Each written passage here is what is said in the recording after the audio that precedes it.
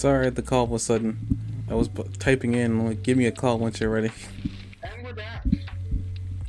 This is the podcast for Shaman King. This is Jeremy the Django Hunter. And we're recording a cat being thrown out the room right now.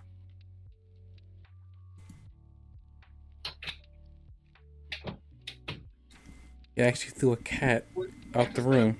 5 and 76 of Shaman King. And we're excited to include you in today, no matter where you are. Extra special shout out to our 5 viewers in Brazil who have been talking to us, and big shout out to Longdong69APH, who is in our Twitch chat right now, chatting with us on the stream. Hey, Longdong. So, today we're going to talk about Shaman King, and today's Shaman King, he went to the beach and got naked with all of his other 12-year-old friends, and they're all naked right now. And during this time, they were meted by an obscure Indian god of death, who taught them to get stronger by killing them, and they all died, and when they woke up, they had a Zenkai boost, but this is not Dragon Ball Z. Jacques, do you want to fill in with any of your thoughts?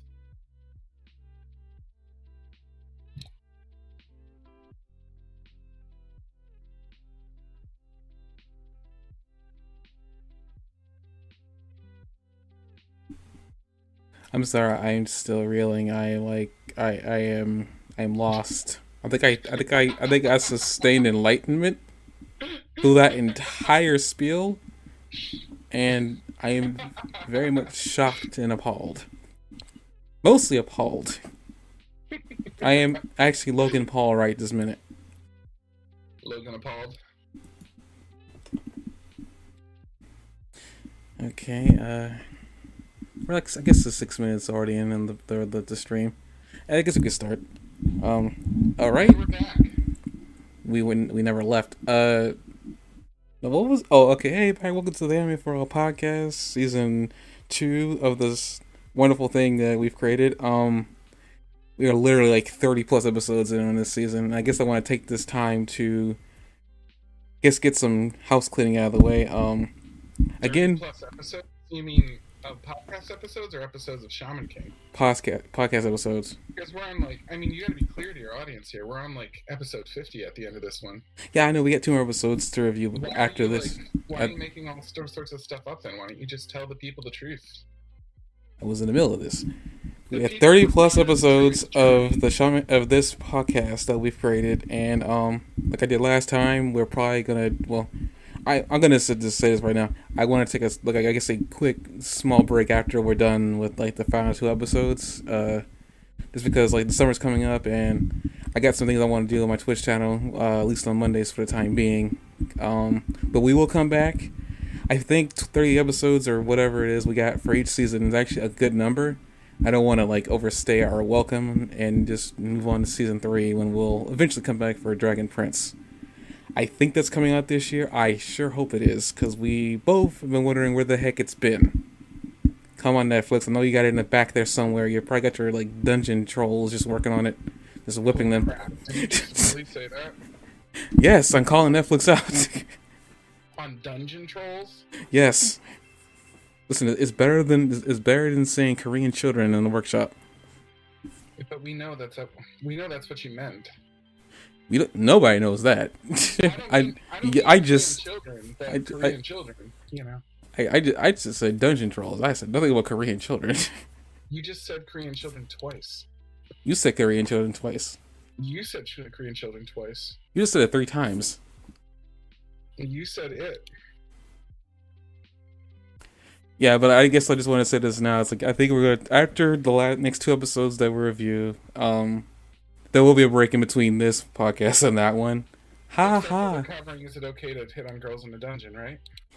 No, because you already watched that, and I'm still in the middle of trying to get caught up on that. Because apparently season 4 got announced. Thought you'd be happy about that. The dungeon one? Yes. Oh my gosh. Yes, I'm extremely happy. I was unaware. Yeah, I found it over the weekend. But I got so many other shows that I'm trying to get caught up right now. I've actually re-picked up Black Clover, so Working my way through that because that's on a hiatus until they manage to reanimate the last season of Bleach. Can't wait for that. Is a good series? I think there is a hiatus something called hiatus. I gotta look that up. I might be just saying words. Oh, Rurouni Kenshin. I brought this up to you months ago. I don't know when it's coming out, but I think it's coming out at some point. If for whatever reason Dragon Prince gets pushed back again, and I know of when Rurouni Kenshin's starting up, maybe that'll be a good slot in. But either show doesn't happen. I know My Hero is coming out later this year, so I guess 2 months of nothing, maybe enough to recharge our batteries to go back at it hard with the beginning of season 6 of My Hero Academia. So there will be a show here to watch, for us to review. I just think maybe it's a good idea to not overstay our welcome. And you forget who I am while you're gone. Who are you? What? Don't do this Who? to me, man. Don't do this, man. I love you. Why are you doing this to me? Who is this love? Is this some kind of cake? What is love? Baby, don't hurt He me. literally flew over his head what I was referencing there. I don't care. Wow, he doesn't care about Dragon Ball, folks. You heard it here. What? He does not care about Dragon Ball. You heard it here, folks. He literally just said it. He doesn't care about Dragon Ball. I thought on a show like this you heard it here Faust, not first, but I guess as we work our way towards that, somebody here is probably running on like 2 hours of caffeine right now, so we're gonna make sure we use it. you have no idea how I had 4 cups of tea today. Caffeinated tea. 5 hours of caffeine. We're only going to be using 2 of them. Right now. He will probably have to use the bathroom before we're doing this, but that's totally fine. I am the bathroom, okay? Oh dear. My eyeballs are like just little pools right now. Okay, I guess just so we can move on to the review that we're here for. I guess that's after the next 2 we will take a break, and whenever something that we have our eyes set on, or it's something randomly comes up that it has some interest and we think it's worthy of a review, we'll come back. Oh, that's right, the My Hero movie apparently came out in Japan. I don't know when that's coming out, and the Super anime movie got a Japanese release date for June, so probably next year we'll probably find some way to watch that. What are you, like some sort of high class guy? No, because apparently for the reason you're we better can't. than saying June. You're like June. I said June. It's coming out in June. What are you, like a smartass? Wow, just tell me how you really feel. Actually, on second thought, don't. Oh, I thought that was an invitation for a minute. I was getting excited. It's coming out in June. Well, the anime, I mean, we're kind of here to I guess announce things like that. If I ever come across stuff like that, that's kind of also what I want to do as a rework for season 3 of this podcast, is to It'll be either June randomly or July. coming back every other week, whatever, with something anime related that isn't just what we're reviewing, so that way people can use our podcast as like some way to, oh, there's an anime that they recommend coming out. I guess while we're taking this time to talk about other anime, I guess I'd probably, if I were doing a disservice if I don't bring it up. In the past, when we reviewed My Hero Academia, I mentioned my disdain for a bike. For anybody who has not actually seen this anime, Kino's Journey, my co-host here is an avid fan of it, and it's probably a good way to get its name out there. I think in his own verse, though, I think you might want to watch the original and not the remake, because I think he said the remake isn't as good. I have no idea. I haven't seen it. I'm waiting for the fighting words because I feel like there's fighting words coming. There's no fighting words coming. Calm down. Okay. And then another anime that I would recommend also that you probably should watch if you haven't heard of it is Moribito. Recommended by him as well. You're gonna make people think I have good taste or something. I mean, at this point, you're the one to recommend those shows to me. I watched them. I think they're good. I think they're worth an actual plug that I haven't given them before, so I'm giving it to them now. Thanks, Schmoopy. This is what happens when he's hopped up on 4 cups of coffee. I mean, tea. I'm so hopped up on 4 cups of coffee right now.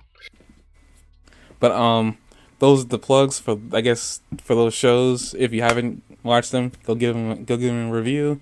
If you want to, also say something to us on the Twitter, on my personal Twitter. We'll probably read them. Probably not, if because we haven't gotten any since we've done this for the last 2 to 3 years. I think it's been 2 to 3 years at this point. But with that, we're gonna move on to the episodes 49 and 50. Actually, going to also put a little aside here. I literally forgot what episode we were supposed to be reviewing. I literally had to use Jock's notes for the numbers of the episodes to figure out what the heck we were. Like, you don't always count on my notes for almost everything. Don't look behind the curtain. Don't look. Don't. My back hurts from holding up this entire podcast. Ow.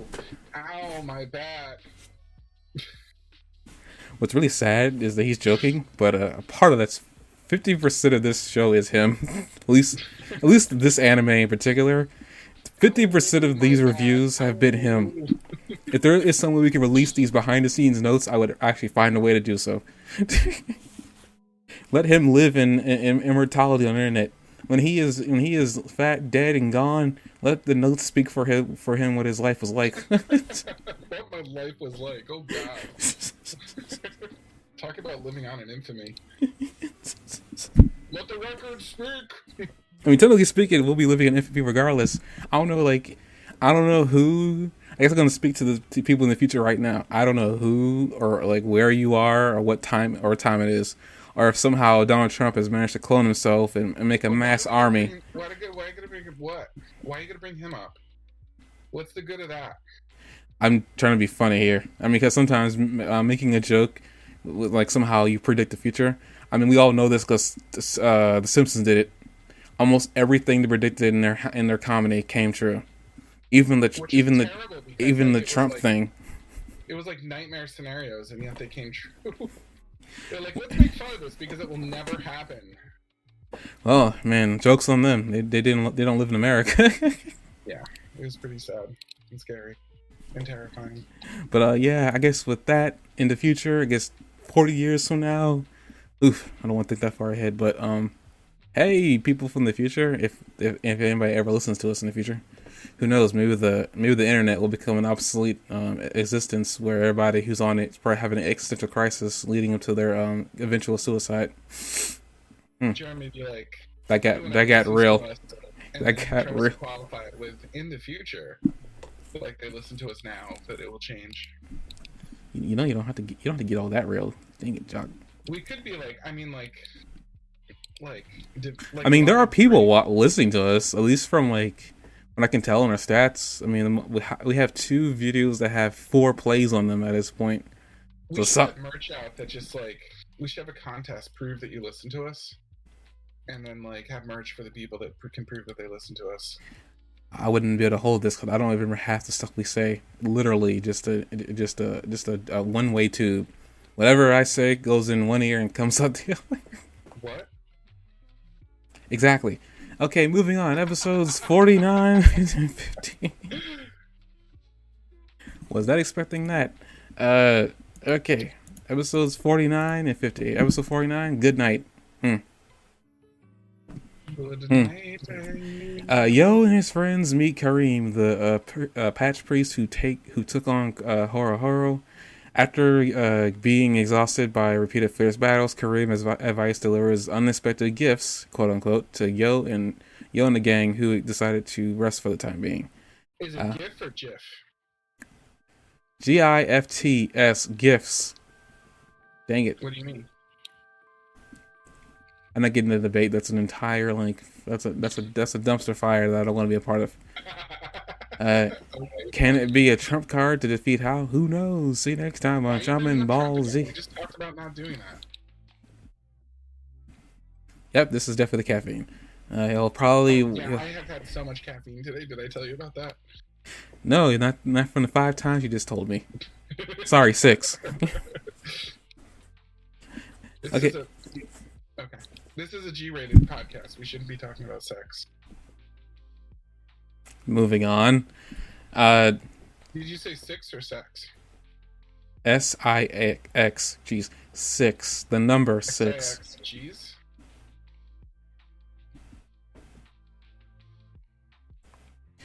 Okay, apparently, at least on your notes, the very beginning of the episode, we have actually the Krillin guy uses a solar flare on Master Roshi, but it doesn't work because he's wearing sunglasses. doesn't say anything in your notes about Master Roshi, but I do see you have Krillin and Solar Flare crossed out. Oh, that's right. I'm sorry, I was trying to remember it correctly. If it wasn't Krillin, who was it? I said I can see you have Krillin and Solar Flare on here crossed out. I'm just saying that you literally put that in there as a joke writing. Was it Krillin or Faust that used solar flare? In Dragon Ball Z, it was Krillin that used Solar Flare. This is not Dragon Ball Z.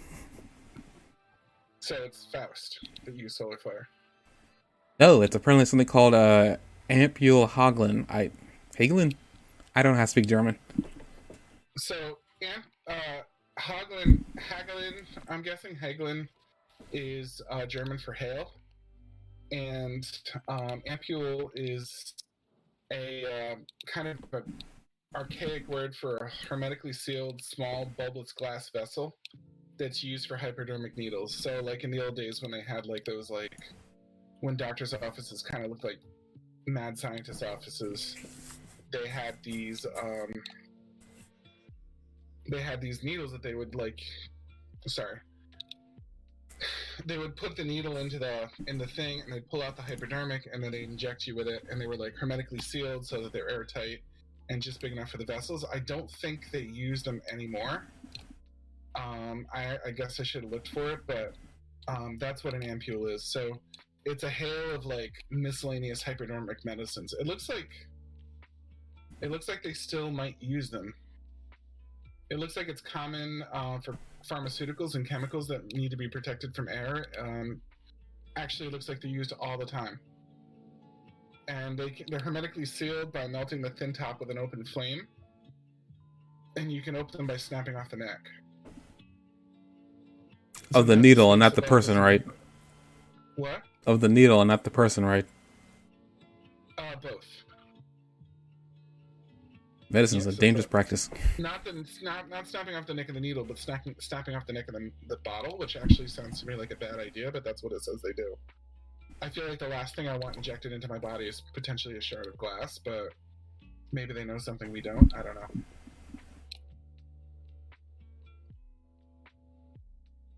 Huh. That's my story, though. I'm sticking to it. I just had to look at the episode actually, and there's a needle that he missed, that Faust missed hitting the what's the name of this? Kalim, I think is his name. The name of the patch member that he was fighting, I forgot. Oh, is it Radim? Wait, is it Radim? I really don't remember these guys' names. There's so many of them. Oh, Faust healed himself. I did not catch that when I was watching the episode. I was like wondering what he was doing, like hopping around with his leg. I was really caught off guard when I was watching this episode. I was like that. I was kind of confused by it. I didn't have to see him heal himself, and he did it quickly too. But I guess this fight with he healed himself twice actually. When he fell in the water, he healed himself again too. Oh, like they were like, "Oh, he's dead," and he got up singing. You actually want to talk about that. It was very out of place and kind of just made the entire episode. I was laughing the entire time it was happening. But it was kind of plot critical too, which made it really unusual. I don't know how plot critical it was. I mean, I don't think it really worked for the purpose of the song because he still failed. I mean, it didn't unless. No. Think about it this way. How often after that did anyone use that shaman song? I think that, in a weird way, I think that shut down the whole shaman song. The one that they were using to like power themselves up. Mm-hmm. I don't remember it being used after that. No, I don't think it was. Unless it was already used. I mean, think of it that way, like it was actually stupid useful in that order. It was stupid, and then it was useful. Okay, got it. Not only was it stupid, but it was also useful. Okay, yeah, it was interesting to see that new attack that he had with his wife, Eliza.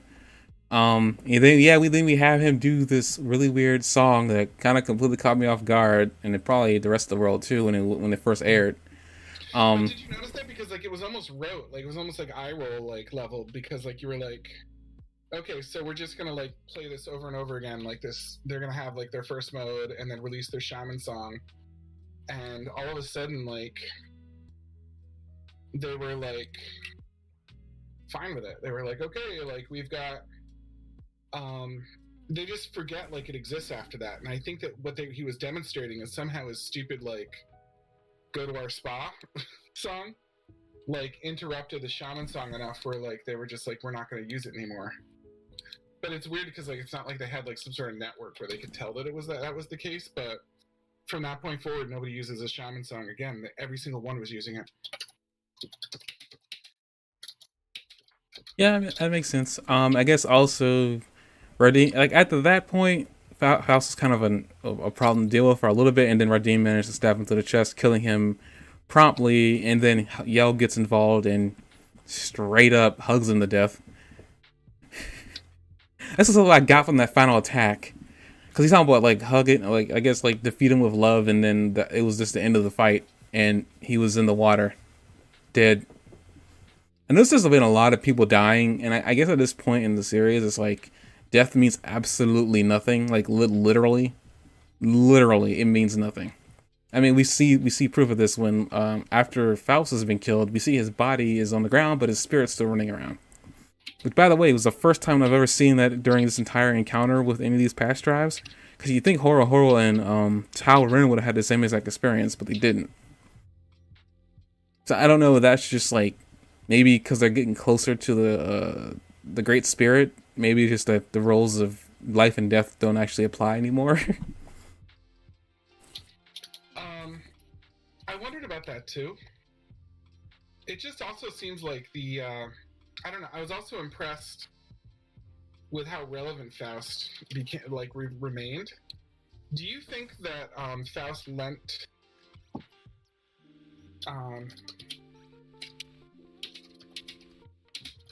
Do you think that Faust taught Yo his healing abilities too, or do you think that's just we haven't seen a need for it yet? But do you think when he integrated with him, because we've seen that Yo can kind of heal now? Well, I don't think. I mean, I don't think he taught him anything, but because when you integrate it with spirit, you gain all the memories. That's probably what happened there.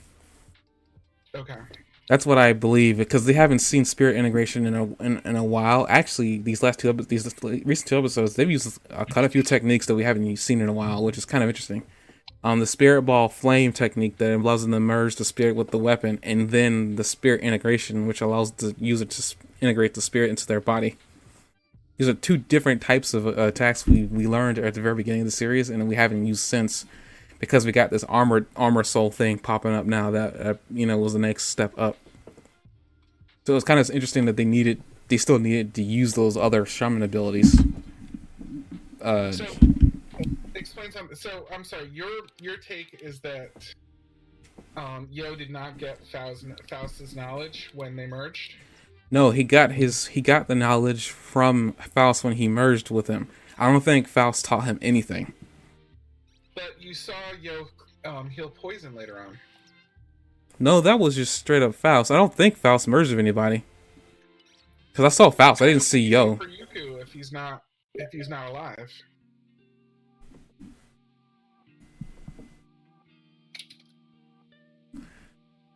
Like I don't know. I mean, according to Yo, spirit integration doesn't use any. Let me go, because I honestly, all I saw was Faust. I didn't see Yo. I didn't see like a Yo infused Faust at that poison state. I know what you're talking about, but I don't remember. I remember seeing Faust. Now maybe everything kind of went by too fast and my eyes didn't catch it. Oh, that's not this episode. That's episode 50. Screen, but I just don't know how he's using Fuyuku unless he's. He had a needle. I mean, I don't. No. But like, he doesn't have a needle. He's a spirit. So like, this is like a spirit ability that he's using, just like other spirits that you channel act like physical beings, even when they're not physical. I don't think spirits like use Fuyuku. I think they just exist. Because if that was the case, then spirits. They can't just do stuff. The Fuyuku, it belongs to the shaman, not the spirit. I know. When I'm like usually work through somebody. They don't. They don't do things entirely on their own. That's not how the spirits work in this show. No, actually, I think we have seen some indications. I think even Miyamaro has done some craziness like with that too. What was I about to say? I forgot what I was about to say. I mean, it isn't in episode even 49 that happens. It's actually in episode 50. I was trying to go have a look, but I'm gonna wait till we're in episode 50 to see. But That's okay. I'm sorry. I have everything time signatured in my notes, so we can get into that when you want. But it just the thing is, if it was Yo being, if it was Yo, if Faust was using Yo as an intermediary, they would have showed Yo instead of seeing Faust. It wouldn't. It's like that makes absolutely no sense from a visual storytelling point. If they wanted us to see Faust, then again, maybe because we saw Yo integrate with Faust before, maybe we're just supposed to infer that Faust is using Yo's body. But then again, as I said before, the whole Furioka thing, I think according to Yo, he even states that I think it uses no Furioka to do that, or it uses very little. Like, to the point where it doesn't even matter. Like, I remember actually Yo stating that. Like, I remember that specific line that he said that it didn't use Furioka, and I don't know why you said that specifically, though probably for this moment that we're having right now on the podcast, somehow knew we're reviewing this, and we're going to get into this apparently at some point. We're just going to use that as headcanon, and we'll deal with that when we get to it, which shouldn't take too long. It just seems super interesting to me, that's all. I mean, we'll get to it. I mean, episode 49 doesn't have too much to review. Wait a minute. No, I take that back. You have a full page and a half. I don't know why I thought it was like maybe a half a page. I guess I was just misreading. Yeah. But the other thing about Faust that I thought was interesting was how resilient he was. That Raiden like knocked him down as soon as he was dead, knocked him down as soon as he was dead. Like they end the episode with. I think he may have been dead or close to it, and that's just the only reason he was able to heal himself. Yeah, that's possible. I mean, then again, death doesn't mean anything in this episode. So somebody dying doesn't really mean they're weak. Just that the person that killed them just had an upper hand at that exact moment. Which is a lot of these fights is that one side has the upper hand, the other one. Death means absolutely nothing, and they're trying to hammer that in for whatever reason. And this episode kind of did a good job with that, with Faust being a ghost. But as far as your Furioka thing, I don't know what's going on. Maybe we'll get more into it once we actually, I guess, dissect that part at episode 50. It was also sort of unnecessary because, like, my understanding when I saw that part of the episode was that he was being threatened with poison, and like they could have just left it at that. I'm going to poison you, and it'll stay until I die, and then they didn't have it. So they were deliberately sort of like telling the audience that he has this power to heal, and that made it unusual to me too. I'm like, why are they like establishing this premise right now, unless it's important? I mean, they've been establishing the whole like kill him with love scenario. So far we had a couple instances. Yo hugged Radim. We know Yo in episode 50 wants to save Hao. I also, I guess, want to get this out of the way now because I was probably going to talk about it then, but I'll talk about it now. A long time ago, we both were very confused about this female in the intro of the anime, and we didn't know what was happening and where she came from. We now know he's a she, and that's just a metaphor for Hao. Knew that was coming. Hao the Princess. They actually use this a lot in this specific what's the word I'm looking for? That comparison. Awkward scenario? Is that what you were thinking? Well, I mean, it was an awkward scenario, right? But like, again, this is just one of those things from this show. This show in general, or just this a writer, artist, got made fun of a lot for some of his characters looking androgynous, so much to the point that you could almost assume that they were female. I'm guessing that's really what that visual was for, but they actually quite frequently call Hao a drama queen and a princess. Yo sees Hao as a princess that needs to be saved, which I guess at this point we kind of knew that he wanted to save Hao, but they're really hammering it home here with the whole that Yo really just wants to save Hao, but I'm pretty sure it's really more of a he's my brother and I don't want to kill him situation. I'm a pacifist type of a guy. I mean, let's just keep praying to God that that's what they're talking about, but I'm not as optimistic as you. I don't think I'll go any further than that. I highly doubt it. I mean, then again, I mean, the creator of this stuff is not shy from yaoi. So, I mean, it could happen. I'd be very uncomfortable, but I mean, I sat down and watched 50 of these episodes at this point. I might as well continue it and be uncomfortable at the very Did end. you see my review where I was like trying to keep track of how many minutes goes by until they show a naked underage child? No, I I didn't. start taking tabs in there. Like I'm like, okay, it's been like 3 minutes since they've shown a naked underage child. 6 minutes. I don't They're just think. naked all the time in this. I don't think. I mean, I'm not gonna argue with that. I don't think. Hobby is like, what do you like to do in your spare time? I like to be naked. That's like every character in this series. I guess that's a good segue to after after all that happens. Yeah, I'm calling it a segue. After all that craziness that happens, we cut away from Yo and the gang, and we see Seiram and and what's her bro's name? Crap, I forgot her bro's name. But we know the children, yeah. The children. We see because we saw them trying to chase after Hao and try to kill him, and they make it to the area where Hao is underneath the water, and they shoot an MF blast and immediately get attacked by the Great Spirit of Fire. At first, it looks like that they survived it, but we found out they actually died. But before all that happens, we find out that Seiram, the little sister, in fact, could talk the entire time, and she just didn't want to because she had a revelation that shook her to her core. So like, Now, I can talk, y'all, but I've seen things and I don't want to talk about it. basically, but what we've learned is, well, I mean, not really learned, more of inferred learning. It's just to put it out there all on the line, because it's not here in the notes here. The golem is being controlled not only by the father controlling the daughter through her body, but the golem was being apparently controlled by the mother spirit. It was heavily inferred that it was her in that golem. So much to the point that Hao goes by and says that it's amazing what the protective nature of a mother would do. But I think he also says, but also, is it just sister for her protective over her brother? Because apparently her spirit gets stabbed and it's gushing blood. I don't know what that was about. Essentially, the Great Spirit of Fire ate her. To sum it up, and he wanted to, and he sent the older brother to go tell Yo about what happened, along with the Great Spirit of Fire. We don't know this until he gets there to meet Yo and the gang. But before we get to that point, Yo meets up with I think, is it Kaleem, the name of the patch member that they meet?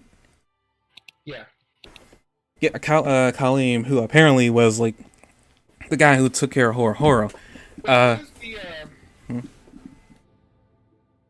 Yo heals Horo. It looked like Yo healed Horo. That's when I was talking about the poison, right? No, the poison was Radim with Tower Ren's fight, and that was episode 50. Somewhere between 11:28 and 12:05, it looks like Yo healed Horo maybe. Kaleem said they needed to rest, invited them in. Oh, wait a minute, but that wasn't poison. That was just him getting one shot. Yeah, but Yo healed it, right? I think so. I'm looking at it. Yeah, he integrated with Faust. But that was where I was saying that I think all that really happened there was that, he got Faust's memories and knowledge. Yo couldn't heal or cure poison, so what makes you think he can't res? Yo couldn't be involved in any of this kind of stuff until this episode. What was your question? It looked like he healed Horo, but we had no evidence of Yo healing anybody before this episode. Yeah. So if Yo's healing somebody after he integrates with Faust, like he's like, I've integrated with Faust, and then it looks like he heals Horo.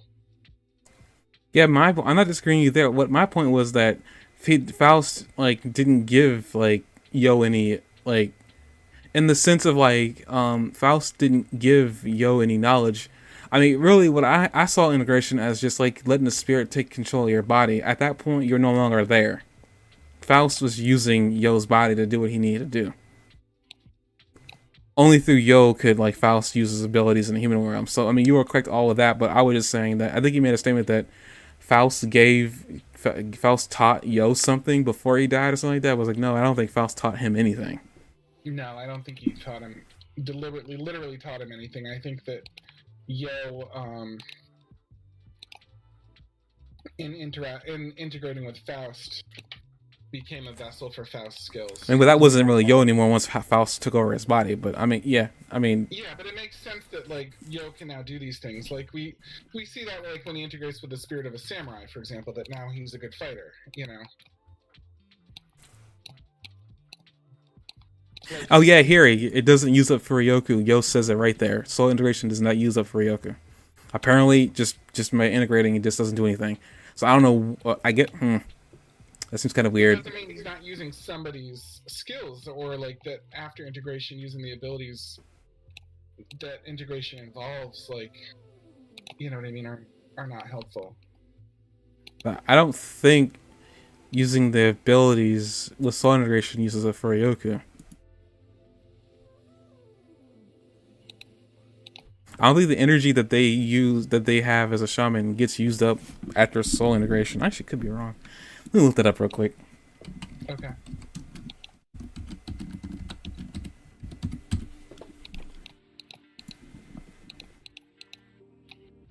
Come on, give me soul. Fundamental shamanic ability technique. With shaman willingly becomes a vessel for another spirit to possess. The technique provides the spirit of a physical body, which is resolved in his business.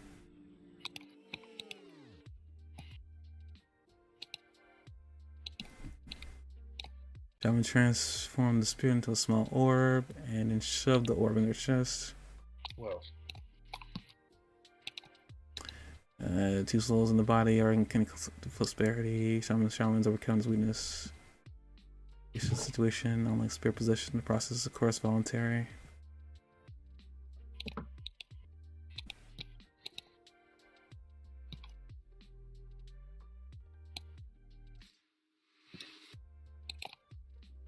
The only advantage of a soul integration before the introduction of Aura Souls is they consume less for Yoku. So that must have been a translation error. Because I think Yo specifically said that he doesn't use any. Hold on, let me look at that again.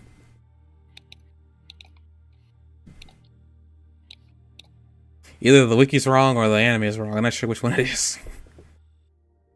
That's interesting.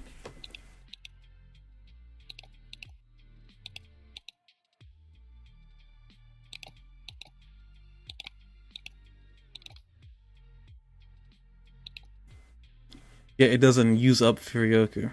So I guess that sentence could be left up to interpretation.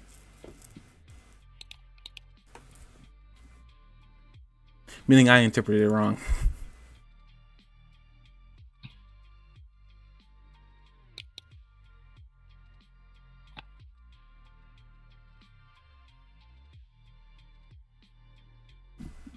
But it doesn't say anything about after the fact using abilities and stuff like that causes use of Furyoku. Nothing about that is on this page.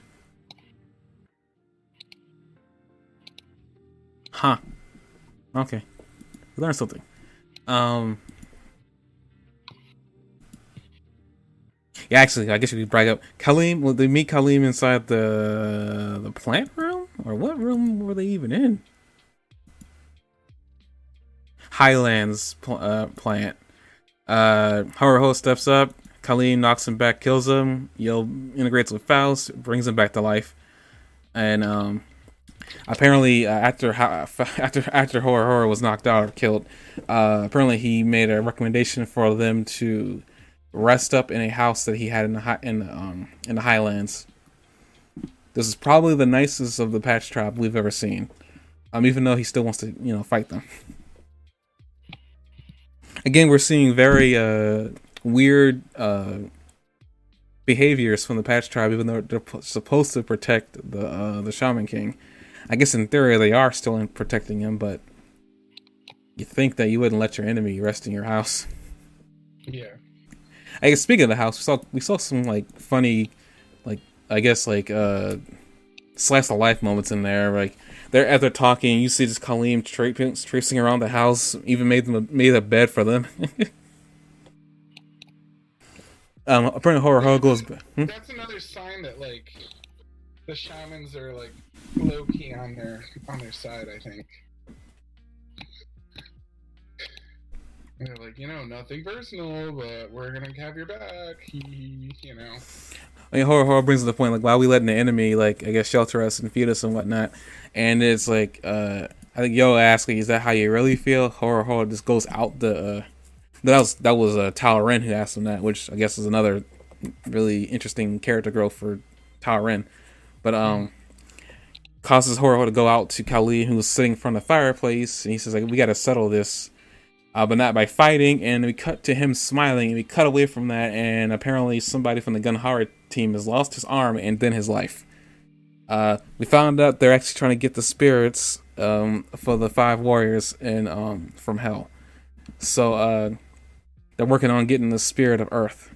I think they already have wind, water, and Captain Planet, I think. Knew that was coming. Not really, but I knew it was coming. They had the spirit of rain. Sorry, spirit of rain. The spirit of thunder. Also named him. I'm not gonna name him. And then the spirit of wind. They're working on the spirit of earth, and they don't know that that Yo and the gang already have the spirit of fire. At least yet, anyway. I don't know how they're intending to like. I guess get these spirits out of hell to Yo, but I guess there's a way to do so. How to get the spirits out of hell to who? To the group, Yo's group, because that's the whole point of these spirits. That part of the section sort of lost me too, because I'm like, wait a minute, who's this person getting all these souls? And like, it seemed disruptive to me. Like, I didn't quite fully grok what was happening. That's what they were. I mean, they said they were trying to grab the spirits. I forgot when it happened. It was some episodes ago before they got here. Way a few episodes ago. They brought them back here because that's what they're doing. Apparently, they need the spirits of these spirits of elemental spirits to be able to tackle Hal. They already got the spirit of fire because Red said, just made it to them to show that how. To let them know Hal said that you can have this. I don't need them anymore. We also get the whole. Hal is such like a cocky ass sometimes. This is Hal. I mean, this is. You can have the spirit of fire that I spent 1,000 years building up. I don't need it anymore. It's like, really, Hal? Really? But yeah, he sends him off to like, and Yo realizes. I just low key had it like devour souls for 1,000 years, but it's not important. He's about to integrate with the Great Spirit though, so he probably doesn't need it. Yeah, he probably doesn't need it. I want to slap him. I want to shake him and be like, what's wrong with you, boy? Apparently everything. Somebody wasn't raised right. That's pretty much what I'm saying right now. He wasn't raised though, because when he got birthed, he literally ran away in an infant's body. If there was ever a boy you ain't raised right moment, this is it. I think there's a lot. I think there's a lot of things that worse that could have happened. This is probably a really bad raising, but at the same time, he wasn't raised. After he was born, he literally floated off with the baby spirit of fire, and we never saw him again. Yeah, and his cheese fell off the cracker. I mean, holy crap, dude. But yeah, Yo realizes what I was trying to do. He ain't taking the bait. We cut away to the island where the grown-ups are all having their, I guess, party. Their little party that isn't like, it does actually, I guess, ended by this point because you see Yo's father trying to swim down to where his son and everybody else is. It's a completely irrelevant moment where Mantic comes up and says, "Father says I can stay on the island," and they're like, "Okay," and then that never amounts to anything. It's just Mantic being like, "Father said I can stay on the island." He actually says, I'm not making that part up. Poor Manta. Stop pandering to me. I'm telling you the truth. Poor Manta. Yeah, that happens, and I guess this is another scene that I actually like, and I remember when I was watching this episode with Anna, Anna like showing. It's just amazing that where Anna started from to where she is right now. The transition is ridiculous. I love Anna. I think everybody freaking loves Anna. It's just like the relationship that she has with Yo, the complete and utter trust she has in this guy. He doesn't deserve it. Mm-hmm. It's like one of those like this is one of those marry this woman situation. And she's a married woman. That's how you can tell. No, I mean, I guess technically they are married, but not. I mean, I guess not in the ceremony sense, but that's what they're supposed to do. Like all I can really say is like the whole like marry this woman such situation is like what I'm shouting. This woman, not married ass woman. Okay, I'm sorry. I thought you were calling her like a married ass woman because she was being so like wifely or something. I'm like, oh, okay. No, marry this woman. This one, Yeah. but it's like at the same time, I mean, it's gonna happen because we now know Yo and her have the same feelings for each other. It isn't one sided. It's just one of those things like I can't believe how much she trusts him. She is literally on the island, just looking at the water, and all she can think about is him. It's like, good gracious. Yeah, she's really good. Like, if there's ever been a female character that I think they did a good job with, if all they were going to use her for was a love interest, I think this is probably the best one. This is really what they need to aspire to for every other female chick they do this with. Mm-hmm. Looking at you, My Hero Academia. Looking at you, My Hero Academia. Well, My Hero Academia has the best woman in the entire series. Moving on before he says the words. Wape. We cut back from all that. Out loud, I'm sorry. We cut back from all that, and as I said before, we have like really funny slice of life. After they all are eating and getting like rested, we have Kaleem sneaking in, just like I made the beds, and then they all. I made you bread. I made the beds. Now it's time to die. Well, essentially, they all get ready to go to sleep. And then and this is where I guess before they bring up the fact that like how like Yo wants to save how he thinks that he's the princess he needs to save. Then we have an image of like how in a dress. Yeah, the most uncomfortable thing imaginable. Honestly, with how androgynous he looks, it's funny how much this works. You say so. Because like I mean, I said that Yo looks like his mother, and it's almost uncanny. How looks way more like her, and the only reason why he does is the long hair. If you cut that off, Yo and How would look almost similar. Well, they would look similar. They're twins. Well, yeah, they would look exactly similar. It's just disturbing. It's like I'm looking at his image. That we watched this and we're like, "Who's that girl?" Yeah, I know. That's the worst part. I remember watching it. And I was like, "That looks like How," but it's a girl wearing a dress. There's no way. I remember having that exact thought. I had that exact thought. I never verbally stated it, but I had that exact thought. I was like, that looks like How, but is there a sister character? Is that the mother? I can't tell who that was. And then we found out apparently that's just How in a dress. It's just literally the worst, yeah. The funny thing is, too, they even feminized them a little bit just to make the dress work. Yeah, but there's...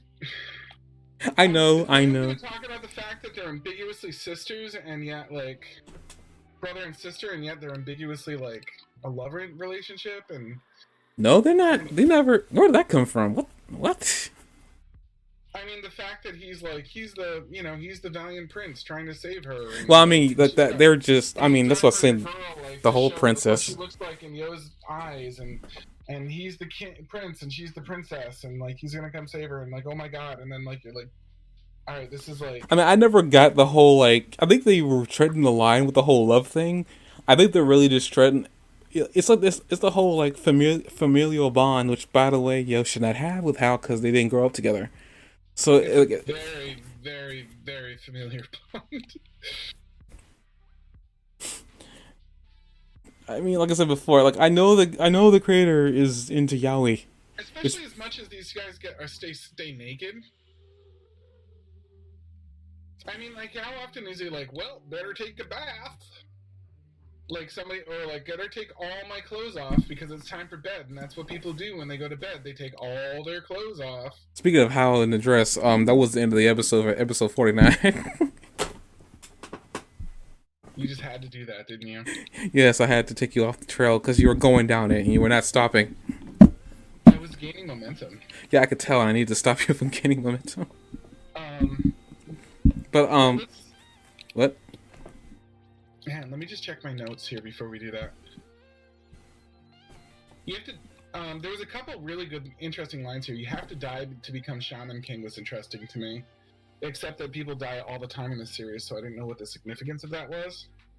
And then They said this before. This isn't the first utterance of this line. This is actually stated a lot throughout the entirety of the show. Well, I mean, after like the first half of the tournament was played out, this was stated. There was another good quote where Anna was talking, and she said that life is a battle. The more happiness you seek, the more unhappiness there is.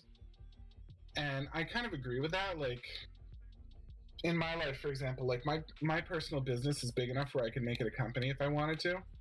And people are always like, well, why don't you do it? Why don't you make it a company? And I'm like, I don't know, like, I'm happy right now. And people don't understand that. They'd be like, why would you do that? Like, don't you want to be really happy? And I'd be like, I am pretty happy, you know?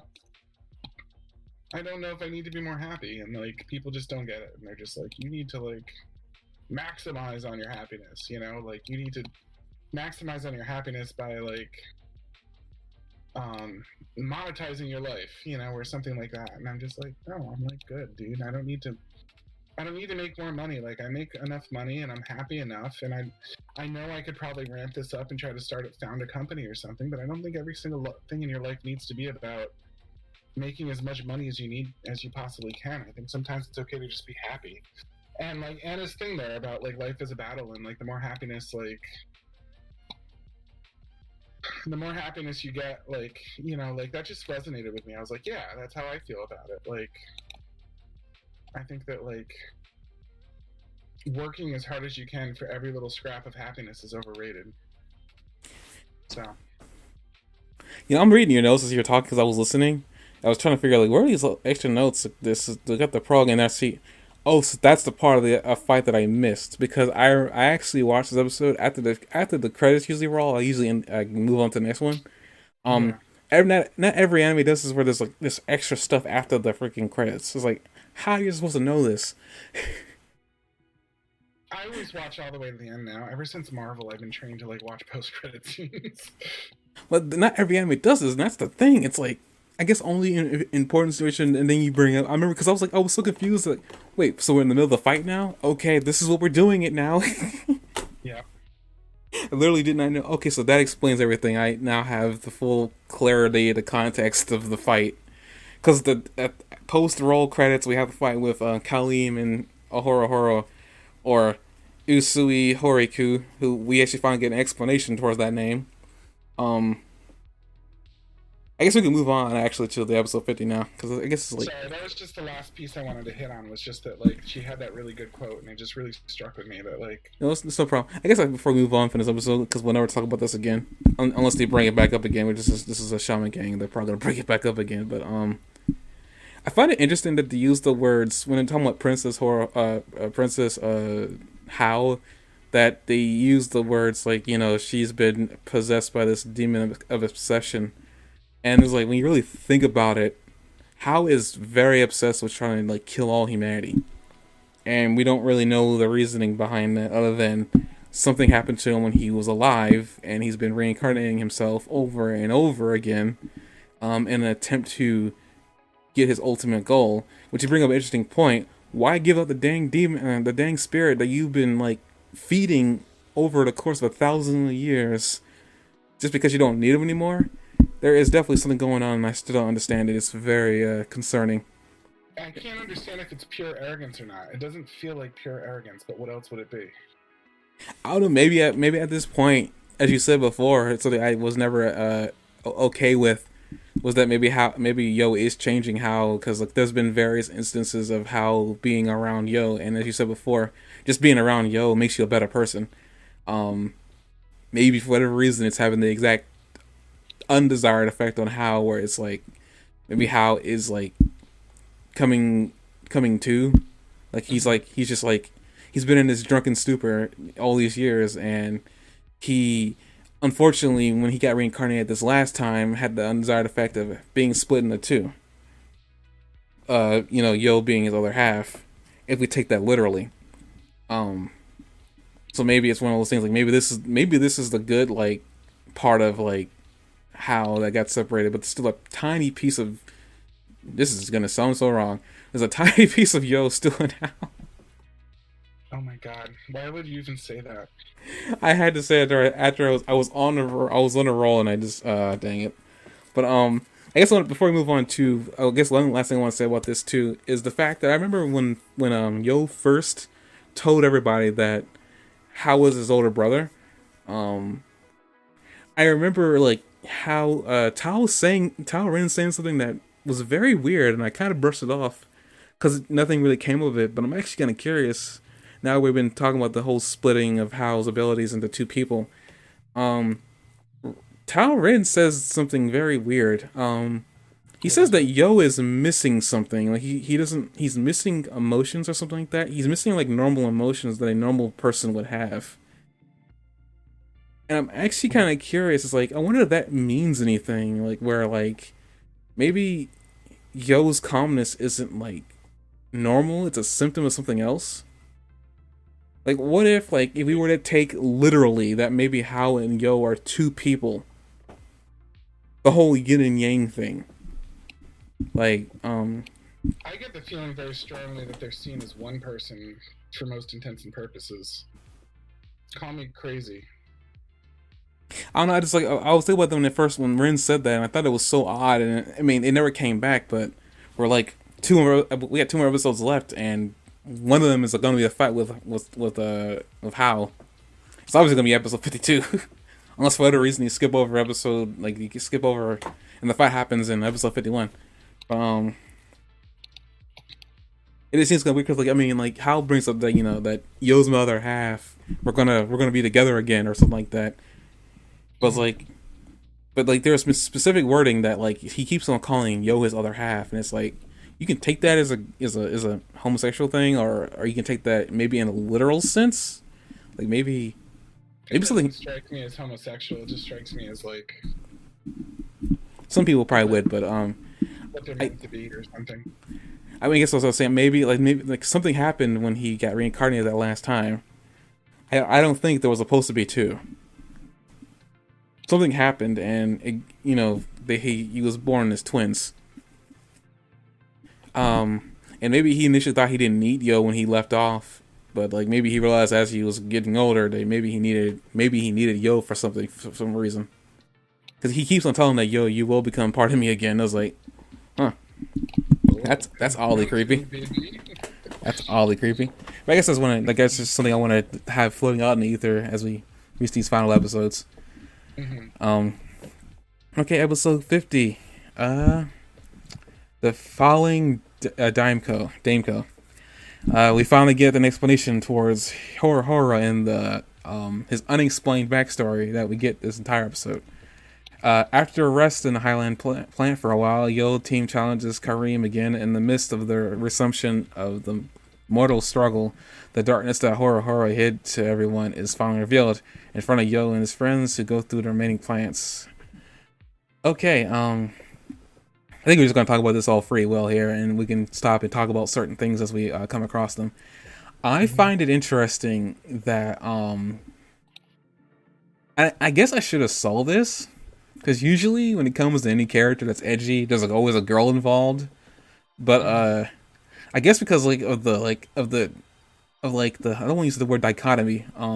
There's just something about Horo's character is it seems like it's two-sided sometimes. He's always goofing around, so you don't really get that sense of seriousness from him, or that he has anything serious going on, or he has any serious baggage. But then you had the other side of him where you see it with his father. You see it. You don't really see it with his sister. His sister seems to be on the side of Horo, where he's always goofing around. I mean, she has said that she doesn't like him when he's all serious and like that. He actually scares her. I know when I first heard that, I was like, that's really weird. Just not reading one of your notes. No, that is not her stripper name. That is not her stripper name. It's not her real name, so maybe it's her stripper name. This is Shaman King we're talking about, right? But we learn in his fight with Kaleem, we actually finally get the explanation. Horo is the name that he was given from this girl that he used to know in high school. He went to in middle school, I believe, or elementary school for that matter. When he went to school, apparently back in Horo's village, his hometown, we get more information about these people that that believe themselves to be born from the wolf god, that we actually talked about this particular lore very early on. Like I want to say in the first couple of review episodes we did of the anime. So it's kind of cool that like we're getting confirmation that we're on the right track when we were doing those little explorations that we were doing. Which part are we right about? The whole the tribe that Horo is a part of, yes. The wolf god. Like it's cool that we got confirmation. I mean, confirmation like 50 episodes in, but I mean, confirmation nonetheless. Like we were on the right track. So we find out, that they're very, religious. They believe that like anybody who isn't part of the tribe is coming in to decimate, the trees and whatnot and the land that they thought, that is their birthright. Horo is named specifically after a wolf from that legend. I'm gonna bring up too. It's kind of weird. I didn't notice this, and I guess I just now saw it too. In Horo's like hair. About the hairband, he actually has black hair on like underneath white hair. Like that's weird. I didn't notice that. I mean, it's actually you can actually see it in current Horo, but it's like because with his headband on, you don't really pay attention to it because he's got that white fluff on his head. Yeah. So like it's kind of cool. Like oh, he's got two different hair colors. That's interesting. I mean, he did other little things that I felt like introduced us to his depth of character, like when you just sort of notice like low key that like he has a recorder, and you're just like, oh, okay. Yeah, I saw that, but it didn't come into play at all in the in the flashback. It didn't come into play, but like, except that like I was like, oh, they're just giving him like this tiny little piece of depth, And then I was like, it's kind of cool that like we get to learn a little tiny new thing about him, even though it's just a recorder. The only time I could think of that in being involved in anything, is if he takes the recorder out to somehow disrupt the shaman song or something. But I really think that it was just mostly there just to show us that he had some depth. They were just like, oh yeah. I mean, yeah, this entire episode is kind of just delving into him as a character. I mean, it's really weird that like we're getting a character info dump this late in the show, but I guess it must be important for something later. I don't know if it really is. I think that it might just be like just there to do it, I mean, I wouldn't be against it. I mean, like I said, I want to say like I guess before we go a little further into his backstory. I actually spent the entirety of my entire life knowing that Shaman King was out there, and I never got to really watch it all the way through, the creator's vision. Yeah. And I never knew some of the stuff that was like here in this episode. It actually kind of like shocks me, and I kind of want to say a piece about like early days of dubbing. Part of the reason why, like at least over here in the Western civilization, for anybody who doesn't, anybody watching or listening that's probably in the Eastern part of the world, probably wondering why people over here care so much about like watching something in the original sense with no English dub. There was a time over here in the West where big corporations did not care. It kind of still don't care, but I mean, some of them gotten better about it. About like perfect translation, or at least near perfect translation, where something doesn't get lost when you translate something. Because for whatever reason, translating something from Japanese to English, things get lost inevitably. But in some cases, things got really bad over here where a lot of shows got censored. And censored so hardcore to the point where some things were changed. I remember watching the original anime for this, and I forgot what happened when like what's happening now. None of this happened in like the American version of the first show. In fact, like nobody died. There was no blood. Things didn't get dark. It wasn't like. It was odd. That's why like when I was watching this, when I first said this is dark, I wasn't really trying to just be funny. I was actually just kind of being real. It never got this dark. It's very intriguing that I don't know what happened. I'm starting to see the main reason why the creator of the show said that he did not want to make another anime unless they were going to come follow the story from tit to tat. And now I understand why. He had a story to tell and he wanted the story to be told. He didn't want nobody coming in here and ruining or trying to dilute what was being told. But also with that, a lot of things that he probably put in there, that probably wouldn't go over well. A lot of child nudity being one of them. Was also just like, because he wanted it to perfect translation. This, I guess, Shaman King to me, I think is a perfect example. I mean, Shaman King, this one, and then Fullmetal Alchemist Brotherhood, I think is a perfect example of like, there's a lot of shows back in the early '90s that that didn't get the attention that they deserved because us Westerners didn't. Some things just wouldn't be understood. Perfect example in the Pokemon series, like the very early on when it got dubbed, there was a dubbing error made that was made fun of to this day. Onigiri, rice balls. For whatever reason, America wanted to call those donuts. And I'm not kidding. You can look this up. Okay. So, I guess like getting off my hot box here, I'm just saying that it's surprising that this show was as dark as it was, and I'm actually glad that it got remade, and it got remade in the same vein that Shaman King. I mean, the same vein that Fullmetal Alchemist did. So I'm glad that it's getting what it deserves. And I think this is like, as far as I can tell from like episode 1 to episode 50 right now, I loved every minute of it. There's some things I got really uncomfortable with. We've already talked about this as we were reviewing these episodes, both me and Jock both. So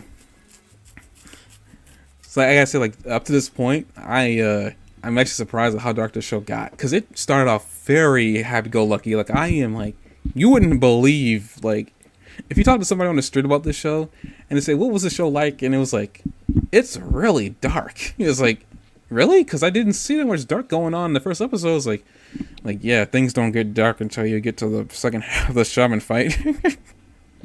Oh. Like, I'm actually very shocked. Like, I think actually, I want to say that like, the very first couple episodes was kind of the same for the original anime, and then as soon as like the tournament goes to underground, that's where the animes differ. At some point, like, they just differed. And I'm guessing maybe it was during the time, too, when animes were being made, when the manga was going on.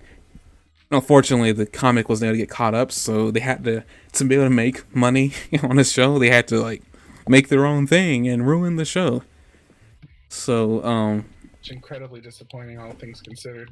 Well, I mean, yeah, that was, like, early days of anime. Nobody cared about it. I mean, in retrospect, to this day, it's still, like, a very small industry. It's unfortunate, because these are really good shows that come out of here. I mean, not everything's for everybody, but I think it's ultimately what I want this podcast to really kind of be, is like, we review episodes, we have fun, but we also talk about things like that, where, how back in the early 90s, or even earlier than that, anime wasn't, like, as loved as it is today, and it's still got a long way to go. I mean, I don't think it will ever get to Hollywood status, I mean, obviously. But like, I think anime deserves. I don't think obviously is a fair thing to say there, though. Do you? I mean, honestly, I think so, because I don't want to be pessimistic towards anime, because I love it, and it's while I'm doing this podcast. This is like my place, the place I can say what I want about the shows that I watch, and it's my opinion. But I mean, I guess I could say half and half on that whole obvious thing, but I just don't think. It's been since like 1980s or whatever, and we're in 2022 right now. I mean, yeah, it's not a long time, but you think a medium like this would have gotten a lot more traction, and maybe what it is that because the main reason why there was like a golden age for this show, for the anime series, was because Dragon Ball Z. There's a lot of shows that got popular real quick over here. Dragon Ball was one of them. Yeah, actually, Yu Yu Hakusho, Trigun, Cowboy Bebop. There's a lot of shows back in the early 90s, and nobody probably listening who's younger than like maybe 2000s probably even knows what the heck I'm talking about. But there were shows before the ones you're watching. that were probably some people would argue have better quality in them. But I mean, we're not here to debate that. Um, Dragon Ball Z, Bleach. There's all these shows. There was a point where something was called the Big Three, and that was specifically Dragon Ball, One Piece, and whatever third show was running at the time. And once Dragon Ball had dropped off, Naruto had moved into number two, and then like another third show was introduced. We had Bleach for a while. But there was like Pokemon, Sailor Moon. Yeah, but the thing is, at the time, a lot of this wasn't like. There's a lot of shows that came out that wasn't known to be anime. It only stuff very much on the rise right now that's big deal, and then there's stuff that like is deep in people's hearts, even stuff that they don't necessarily know is anime, like I think is still deep in people's hearts sometimes. And I'm not arguing that. I'm just saying I don't know if it will ever get to be taken as seriously as like something like that Hollywood touched. And maybe that's what we need to fix, is that maybe we need to start realizing that just because it doesn't have Hollywood's name attached to it doesn't mean it's not good. But yeah. I mean, that's going to take like a rewrite of just like how American civilization works, and that's not going to happen unless we completely have a Roman moment. I mean, I don't want to be here if it does happen. There's a lot of signs saying that we might have another Roman moment, but I mean, we'll have to wait and see. But what is a Roman moment? The Roman Empire just like it flat out disappeared. It couldn't sustain itself. Oh yeah.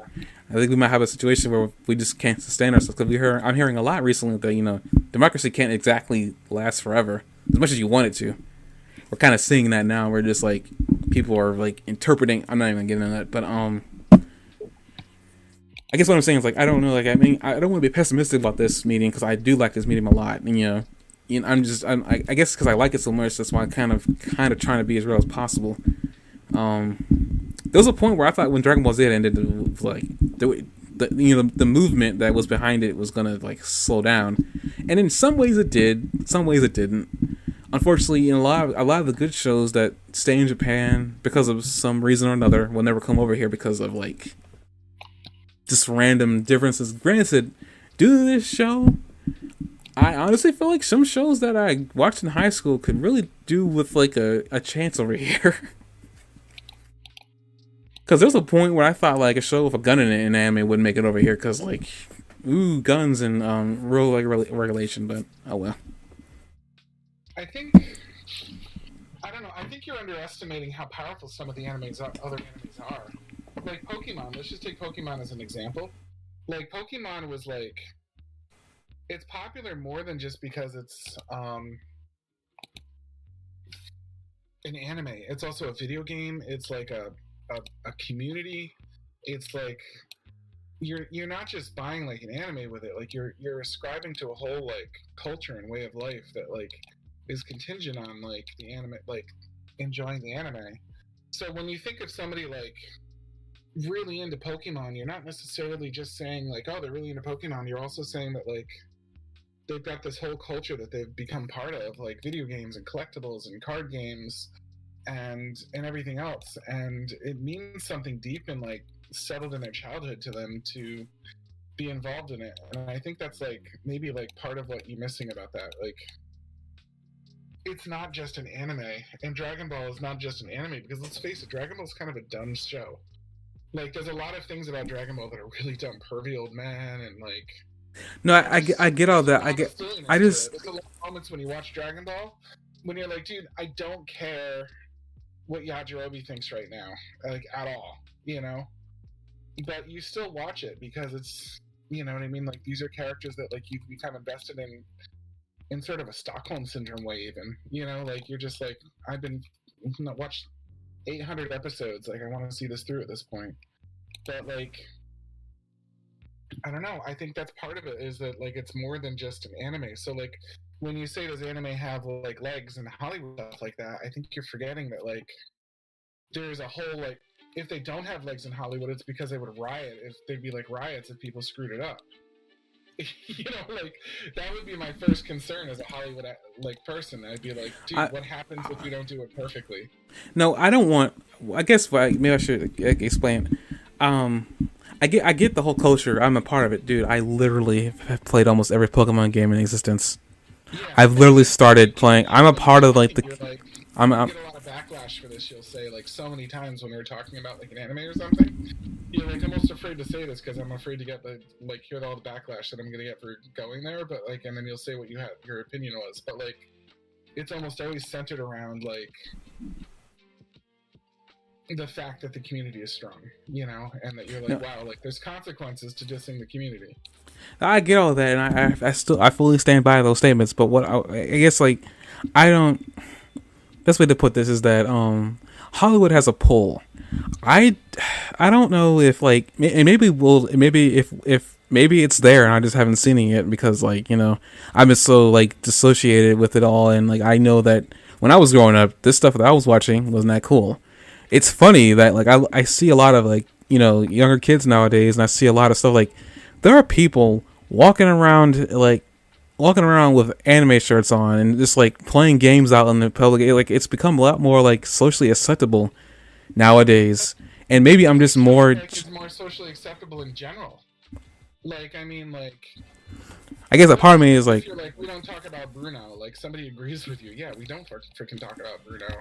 You know, like there's this whole like pretense that like now like look, it's our turn to be adults now, and it's okay if we want to be kids about it. I think there's people that are just sick of like the pretense of adulthood in general. no, I get all of that. I guess I'm just saying maybe maybe like I even hate to even use these words. I mean, maybe in 9 years, maybe like the world will look a little bit different. I don't know. I just feel like there's a pull there, but I just don't know if it's strong enough to like overtake or like there are things like this exist because anime doesn't have like the voice that it a lot of us think it should have, because a lot of these shows, even though they're animated, are real. There's a lot of things to learn. And go back to Dragon Ball Z. Even with all the silliness that's involved in it, there's a lot of like life lessons. Like Gohan, for instance. A lot of people gravitated to Gohan, me included, because when we were watching that show, we were his age. And what did Gohan do? Gohan was able to change the world. At that point, up to that point, we were told that, we're a kid, we can't, there's not much we can do. Nowadays, the message changed around and flipped on us behind. They're saying kids have more power than adults do in this world. And a lot of that is true. If you have an interest, go for it. This is turned to a PSA.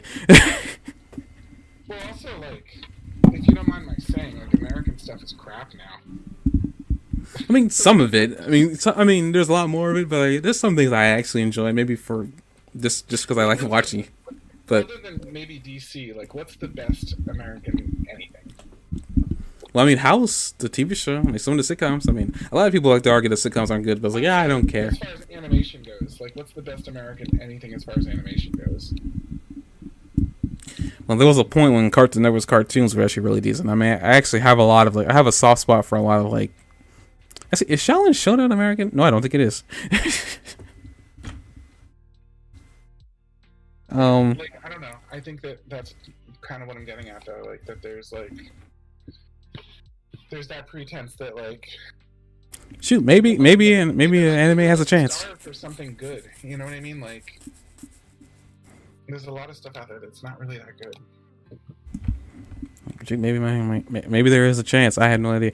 I guess like I guess what I'm gonna sit there and say is the end so we can get back to the episode that we're actually trying to review before we run over. I was enjoying this though. No, I know I was too. We had to reel this in. Okay. I guess like, ultimately what I'm saying is that hey, shoot, maybe it's got more pull after having this talk. Like I'm glad I had a chance to say this because like I've had this brew in my mind for a couple of years. I don't think if a lot of the good shows that started the revolution of anime over here, maybe like I honestly didn't think it was like okay, maybe it's had its time and it's fun and sun and maybe it's over. Maybe it will never be able to attack like let's not even use Hollywood like big big entertainment producers like there's no way for it to reach to that pinnacle that that's already reached over here in animation. But I guess there's a reason why Japan's still doing it and there's still new animes coming out and stuff like that is because like at least it has a pull somewhere over there in Japan where it actually matters to a lot of people. It's in their culture and we're slowly. I really think it's just a way of life. Like I think that they're selling more than an anime. No, I mean I get. There's I just. movies out there that do that kind of stuff. I mean, Pokemon. I think is a different story with the whole like. I mean, I know that entire thing. That's a mega corporation. Honestly, when I hear people saying like, "How can they not make better Pokemon games?" It's like I had to look up the statistics on this, but like the games aren't making a lot of money. It's actually just the anime and the merchandise. It's what's allowing the franchise itself to keep on going. They got to make the merchandise to make more money. Then that fuels them to make another game. So a lot of things like other merchandise. I mean, even though Dragon Ball Z, you can call it a dead franchise. It's not really a dead franchise. They're still selling stuff, and the manga is still going on strong. From what I was able to read. It's a gigantic franchise. I don't know very well personally, but I just can't imagine that it's anything but huge. Well, there are trading cards. I never got involved in them because I looked at one set of cards I got for Christmas and threw them away. I did not know Dragon Ball Z had a card game. I didn't want to go further down the rabbit hole. That's pretty funny though. Already gone down one rabbit hole. I've already wasted a lot of my life in it, so I'm not gonna. Unless I like Dragon Ball Z, love you to death. But I'm not going down any more rabbit holes with you other than the anime and maybe the video games. But those are like. But I mean, I guess to get back on the rail because we derailed for like 30 minutes probably. Oh, 20 minutes. Okay. I don't know. I didn't keep track. Me either. I guess we're talking about how we got on this the whole depth of Horo's character. I find it interesting that it started out like dealing with a girl, and then it just like mushroomed into this whole like how he blamed himself for what happened to her, and I guess like in some cases, a lot of times when this happens, it's never the character's fault. It's not really his fault because she went after him in that snow, but he blames himself because like she would have never went in there if it wasn't for him. We have like the biggest revelation, and I'm sitting here kicking myself that I never even thought about it. But maybe the main reason I never thought about it is because like her name was never dropped. We didn't know a dang thing about him, so there's no way we could make this speculation. The spirit companion that Horo has been traveling with this entire series is actually that girl reincarnated as a spirit for like for those spirits that he's trying to save. It was like, to me, it was probably the most like for a character that's like trigenerous. I don't know how I pronounced it. Like the third, I guess not. I don't know if you consider him a third main character, but I will say it's like a side character, like one of the more important side characters. That whole revelation was actually really cool, and I was like, I'm glad that Horo got a happy ending for that, because it seems like he had been beating himself up the entirety of his life, thinking that this girl like probably died hating him, all because of him sticking to his tribe's ways of living, and like I guess trying to be somebody that he's not, or being somebody that he thinks he's being told that who he is. And I guess it's one of those things. I guess a good way to take what he went through is like a growing moment where he realized that you can only be who you want to be, and screw everybody else. I guess it's the best way to sum that up. It's like, he had spent his entire life trying to be somebody that his father. I guess you can see a lot of his hatred kind of makes a lot more sense now, and we got confirmation about why he wants to make that field anyway, because like that was like the weirdest dream ever stated I've ever seen in an anime. I want to make a field of lily pads when I become Shaman King. I know, but I love the depth that they built into Horo with that. Yeah, I know, that's why I said I like that. That was the best payoff for a side character I've ever seen. Yeah. The whole surprise of it and everything else, and like the tragic backstory, and the fact that it's not only like it was like Shakespearean, like the fact that like his people like had died in the flood, and he fell in love with like the one person that he shouldn't fall in love with, and he rejected her, and now he lives a life of guilt, and it's just like really well put together. I enjoyed that a lot. Yeah, and I also loved the whole like how she became a spirit too, and how she couldn't reveal to him who she was until she had heard from him why, why he ran away from her that night. And I mean, the whole like I'm briefly able to reveal myself to you was like a little bit stupid, but like other than that, yeah, I would say I was kind of disappointed by that. briefly, ever so momentarily, I'm like, yeah, okay. But yeah, it was really cool. I mean, I guess to really put a bow on it, it's like I love that. Like, okay, that's why they really wanted to like they really wanted you to not know about anything about him and not really care, and then they started like pulling back these sheets saying that we still haven't revealed what's going on with him. You know, we introduced you to him very early on in the show, and we didn't say anything about him. In fact, nobody questioned it. If I don't let nobody actually did question it. It's true. It's like we literally planted him in the like the. audience just kind of being like, yeah. It's like The writers, I mean. yeah, I know. It's like yeah, we're not gonna tell you anything about him until it's actually important. Oh, were you ignoring Horo Horo? Well, guess what? He's relevant. It was very mean. I mean, I always knew I liked Horo Horo, but this really solidified that for me. I didn't know why I liked Horo Horo, but I know I always liked him as a character and everything. I like Horo Horo too, to be honest with you. I know I've been giving you a hard time about him, but that's just me being me. Like, I did kind of like Horo Horo. I don't know why. I had no real reason to. Now I can sit there and say that, okay, this is probably the best payoff for a character that I honestly didn't think was going to get anything done with him and character-wise. And it's like, okay, I'm actually happy. We don't have to see him ever again if that's what's going to happen to him. I hope not, considering that he's supposed to be one of the greatest warriors. So I think all of the core warriors have to survive. I don't think that's like up for debate. I mean, we'll see. One of the warriors that has a great spirit, like from a plot perspective, I think you have to stay in the movie, in the show. I mean, I feel like that's the plot armor line right there. Yeah, that makes good gracious, 3 pages, 4 pages. Okay, we're gonna have to condense this. Well, not condense it, but we're gonna have to. I guess. What, did I go too far? Oh, yeah. No, not that. It's just that I didn't notice you had, like you said, it took you forever. Like I didn't realize how forever was. I'm looking at no, it's fine. You had fun. That's all that matters.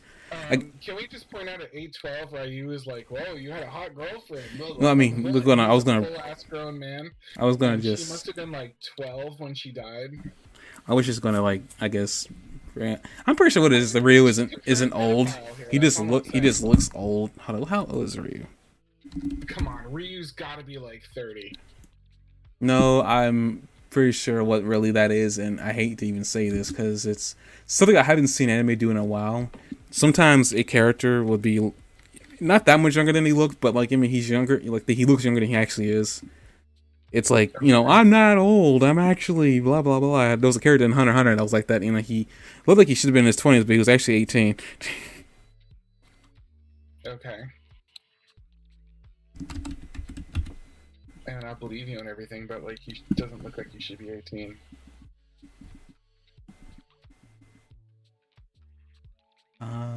They do not have an age for him. I guess ages don't really matter in this show for reasons unknown to me. Because they're not relevant at all. There's nothing relevant about anybody's age in this series. They're all basically 50. Oh well, whatever. I mean, I guess all they really did that is for the break the tension. Relevant in any way, shape, or form. Like everybody is basically a grown-ass adult.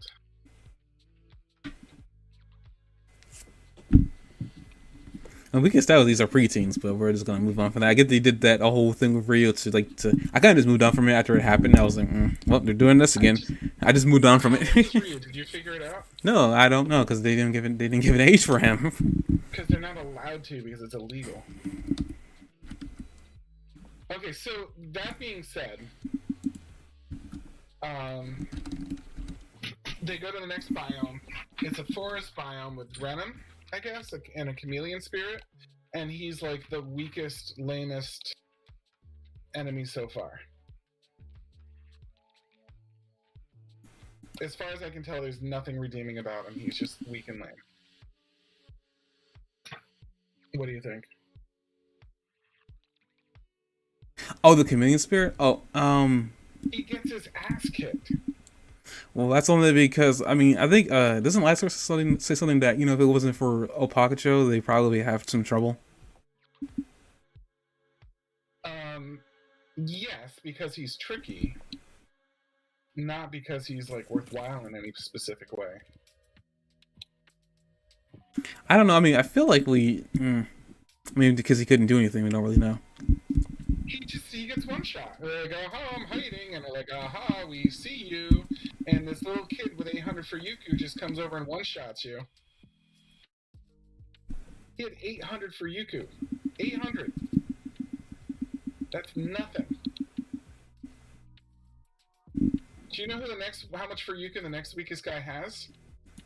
12,500. The strongest guy in the group, 120,000? No, 197,500. He had 800 for Yuko and he one shot at the guy. I understand that like abilities aren't everything, but like they're a little bit. It's like a rabbit kicking you in the knee and you go down.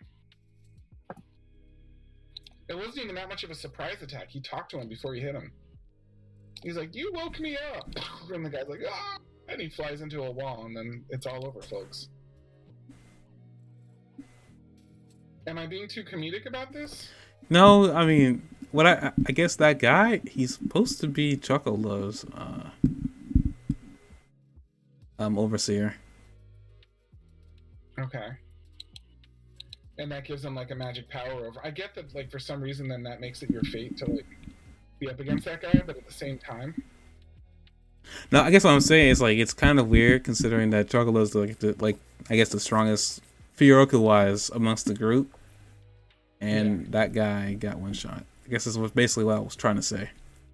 Well, overseer or not, Chocolove's potential is way beyond anything that they can pull out, in my opinion. Chocolove like didn't get his potential met because of his overseer. Chocolove got his potential met because he's really what I'm saying, it's kind of weird that was what happened, and I guess he wanted to get him out of there. I mean, especially we don't have so many episodes left. I'm guessing that's why he got the shaft. Because the writers wanted to move on. Yeah. We have so many episodes left, and it's like, well, we're gonna put you in here, and I'm gonna get you out immediately. You need some comic relief, one way or the other. I guess we can start talking about Pakacho here, and I guess the importance of he or she towards Hao, the princess. Okay. We learn about how. Gotta choose the better word for that. We learn about the mind reading abilities, and essentially, technically speaking, everybody's got a tiny bit of like psychic ability in them. It just depends on how much they want to read somebody's mind. Still doesn't explain hows though, but we learned that apparently it's all about being lonely, and funnily enough, we learned a little bit more about Anna, like how she was like a lot of what happened with her is that her parents left her, and that left her to look at every person around her as somebody that's just gonna straight up use her for something and then leave. That in turn turned into hatred, which gave her psychic abilities a little more power, and eventually what led to her being able to form demons of her own. It's an interesting way to look at like psychic abilities, and it kind of just makes the power a little bit like sad.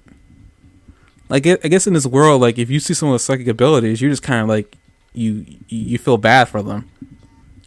Like it's kind of a weird way to look at the ability to read the mind, but I guess in reality, it isn't. Like it's a cool power and concept, but like I mean, like how Alpakacho said, I can't get any sleep with all that loud thinking that you're doing. It's like when you really think about it like that, like you can't turn that ability off.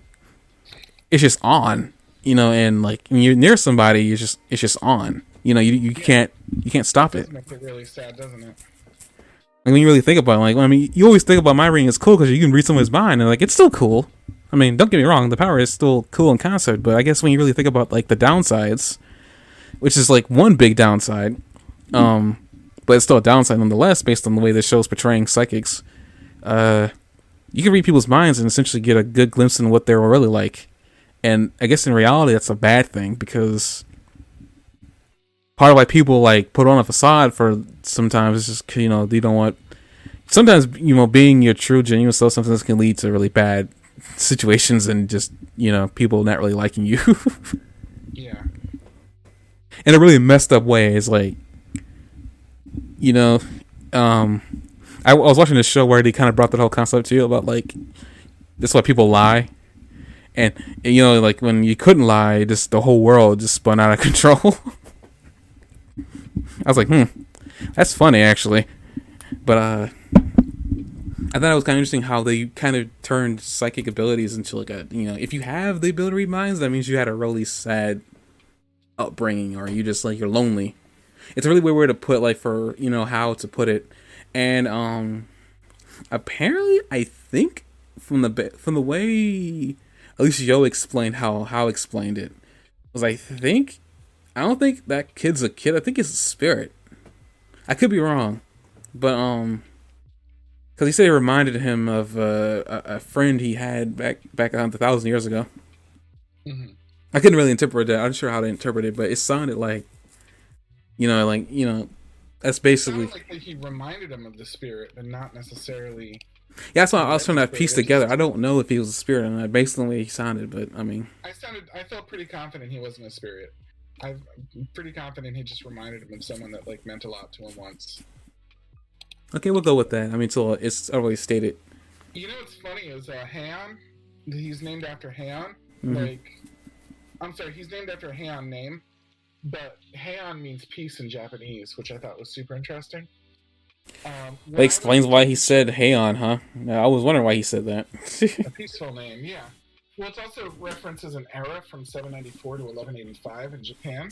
Mm-hmm. But Heian is very strongly associated with peaceful, because I remember when I took Shotokan karate when I was younger, I had a couple katas that I would do, which are like karate,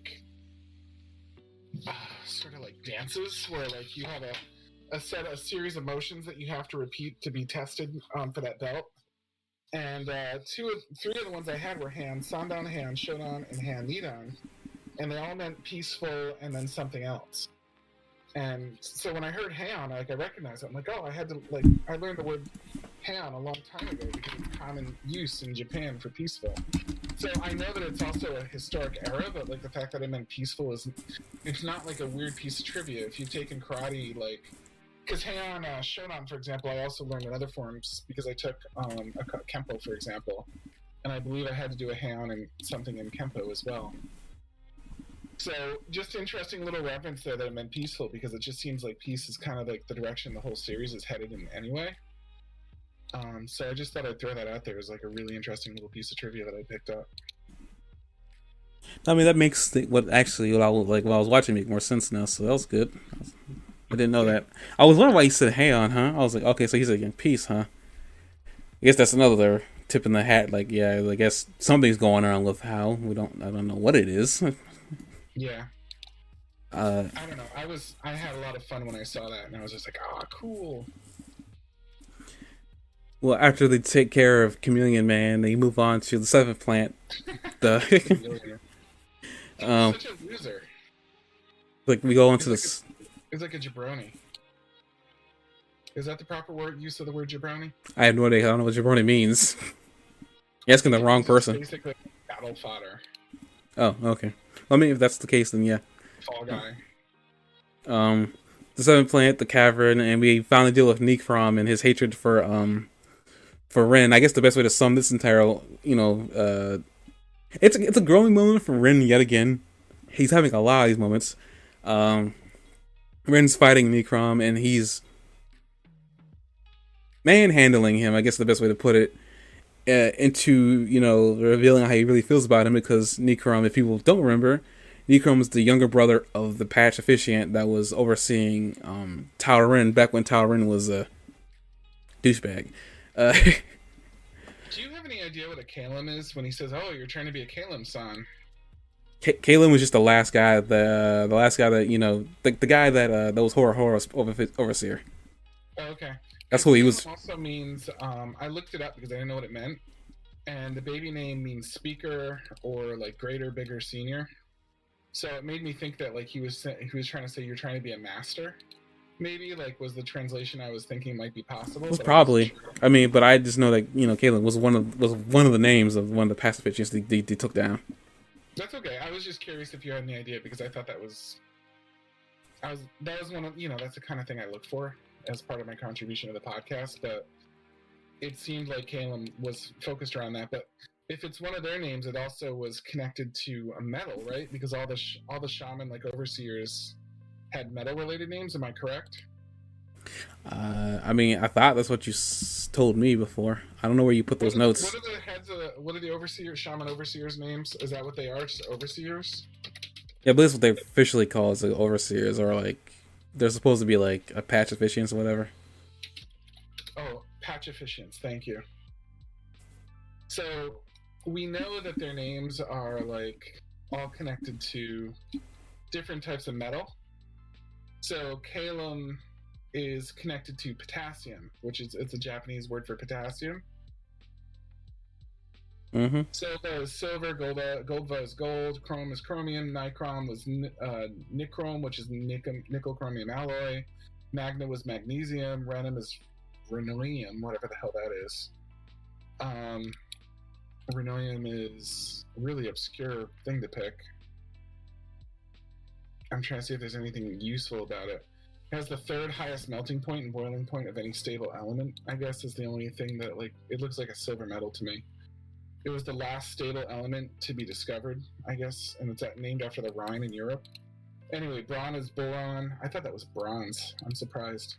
Because he was such a, like, tank, and bronze sounds like a tanky metal to me, but it's boron, which is, like, a metal that melts in your hand, which is really weird. Like, its boiling point is so, like, its melting point is so low that if you put it in your hand, it melts. Radium is radium. Namari is lead.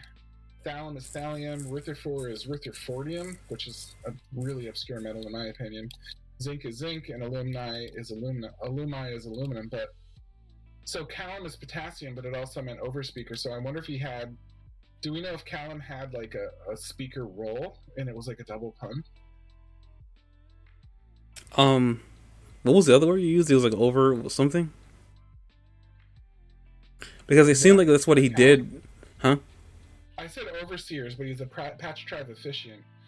But I'm curious if he had a role among the people as like a speaker or something like that, because that's interesting. He frequently provides a voice of reason to quell Silva's desire to interfere in the shaman tournament.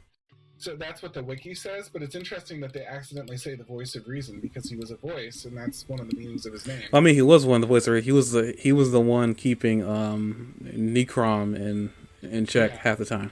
So if you think of someone as being the senior or the speaker, which are the two of the biggest meanings of the name, it's funny that his name is both a pun against metal, but also like kind of like speaks to his personality. Yeah, that's interesting. Didn't really think about that. I literally took that literally as don't try to be Callum because I know that Callum had some, he looked up to him, so I guess that makes sense. But I guess in all that, Ren's slapping him silly, trying to get him to get mad. He's like Ren is being surprisingly zen for somebody who's kicking someone else's butt, but I was trying to help him. Yeah, I know. At the same, it's just kind of funny how much he was doing that to him, beating him up. That he was just like he kept this calm, which is surprising considering that up to this point Ren hadn't been like that. Half the time Ren was impatient, so seeing him do that here was like an interesting change of character, showing that he is growing. We see that actually still at the end of this fight too, but he essentially says to him like, "I know you hate me. Come on, like let the hate come out and stuff like that." And apparently he was saying no. I am. Thanks. Dang it, Chuck. But he essentially he's like let hate me. Come on. He's just like he didn't want to because he was a passive officiant. Another one of those situations where someone trying to be something that they're not. And in this case, he was trying to be he's trying to look the other cheek on the situation, but he was hating him. Eventually led to him finally actually thanking him for thanking you for I guess letting him get this anger out, and Ren thanks him back for letting him be able to I guess hit him at full force essentially leads to like Ren just flat out killing him. We also learned that apparently Nikram had his older brother's spirit as well, and he was using it on his legs. And we'll see. It's actually almost very strong too, to the point where I guess if only he wasn't like just hating on Ren, he probably could have actually been of use to them if he wasn't such a, Sure. jerk. He looked like he could have been really useful. He's like probably one of the more useful ones. I would say like maybe third useful after Silva. Well, I think Silva's like the most useful, but we'll get to that later. Um. Let's see here. Oh yeah, the poison. Like Ren got hit with poison a lot here. If I think correctly. I guess we can talk about this here. I think it was a conversation you wanted to have here about that poison. Yeah, I'm sorry. I know we put it off so late, but I don't know. Before we get to that, I was another cool quote here that Ren says, "If the heart is immortal, how do you kill the hatred in your heart?" What did you think of that? It's just another one of those questions about how do you defeat all the hate in the world, and I honestly don't think you can. You can do your best to satiate it. I guess the best way to put it. Give It's it. such an interesting, like this. I feel like when we watch these episodes, a lot of times like episodes double up on single themes. Like, Well, I mean, Ren had always this had been his entire goal ever since he lost to Yo that one time and had Yo's help after defeating his father. One of the goals for Ren was to take on the world's hatred. I think. I mean, actually, he came out in class said that he wanted to atone for what he did.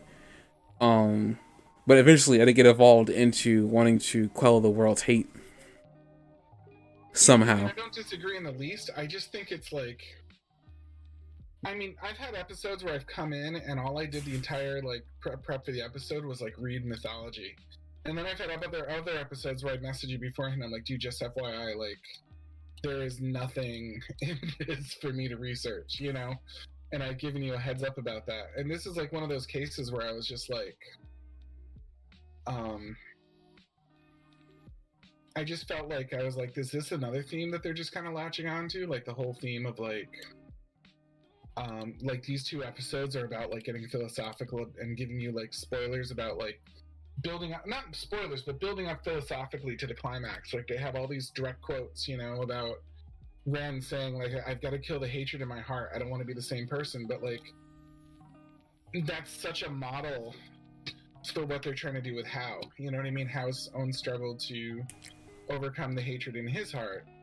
And there's like, so there's a moment right there. And then there's like, I don't know, just a lot of other moments like this that I'm seeing throughout. And I'm just like, they're trying to like psychologically build up to an endpoint here where, you know what I mean, where we learn like what's going to happen. And like, I just think that's super cool. That they're like gearing up for it,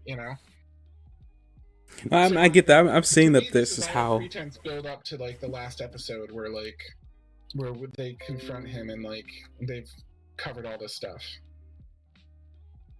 I mean, I think ultimately what's going to happen is that at first everybody here doesn't want anything to do with like they want to just kill Hao is what everybody else wants to do here, but Yo's the only one coming down here not wanting to kill him. Which I get, and that's super literal like interpretation of what I'm talking about. But like at the same time, like I don't know, it just feels like Okay, I wanna I guess to solve the riddle of that poison thing and how like the I literally just saw like after the fight ends, we see Okay. Faust fade away from Yo like he was in his body. So using it, yeah. yeah, I didn't even see that, which is weird because that looked like it was very very obvious. Yeah, it felt to me like that's exactly what was going on. That like they were implying that like he was channeling his ability. No, I mean I get what you're saying with the whole like this philosophy. I can't even say that word. Jeez, English man, do it. Uh, philosophy of like they're just dealing with like can we like is everybody I guess ultimately I can take what I can take from this ultimate question is like I think like is everybody 100% in my mind. everybody has like you can reach everybody and anybody as long as you try hard enough. Granted, to me, I don't think Hal was worth it, but apparently Yo thinks he's worth it, so I'm here for the ride. Yeah. Jeremy's so here for it, folks.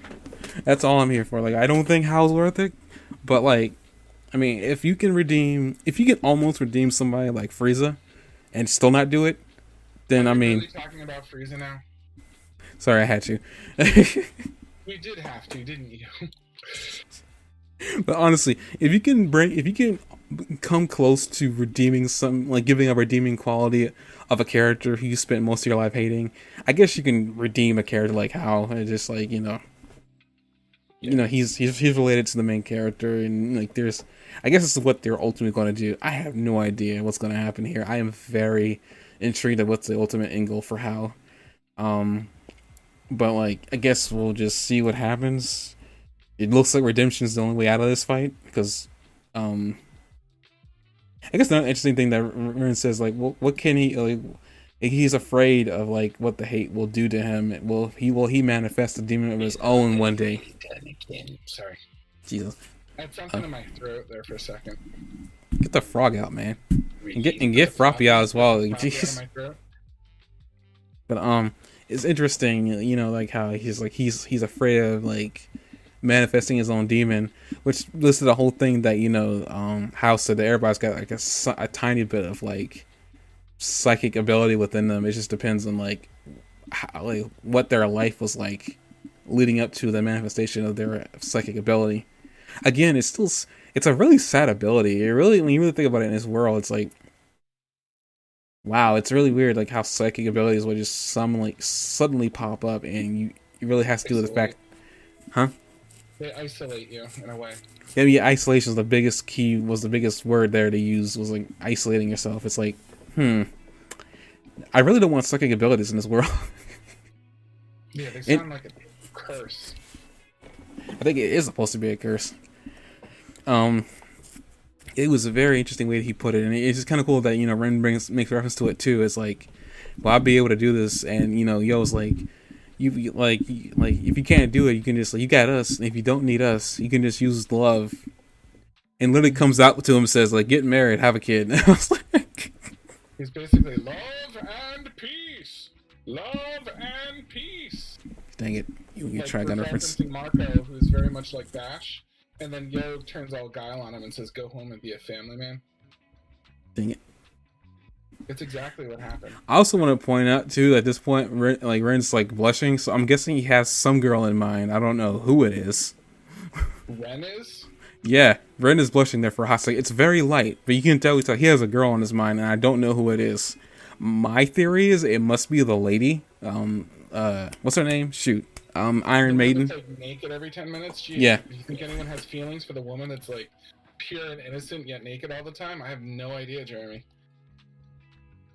I can't imagine that somebody would find this pure, innocent, like, revered naked woman and then be like, oh, I kind of like her. Listen here, man. I'm pretty sure Ren's a virgin.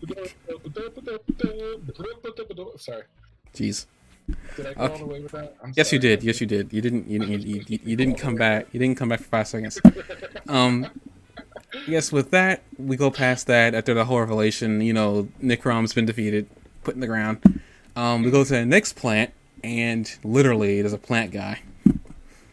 I find this guy interesting. At the same time, how do you feel about the earth shaking? Before they do that, the earth shaking pulses that come from House area, they're like, oh, everything's getting shaky, and then like you kind of like, that's all you hear about it. I mean, all I said when I heard that was like, because you took a day off, you idiots. You're like, you know what we should do, everybody? Let's take a nap. I mean, that's exactly what happened. That's why the shaking's happening. I don't exactly blame them for it. It wasn't a terrible idea. Like, they all got their Furyugu back, and they probably would have lost otherwise, but still, it was a nap.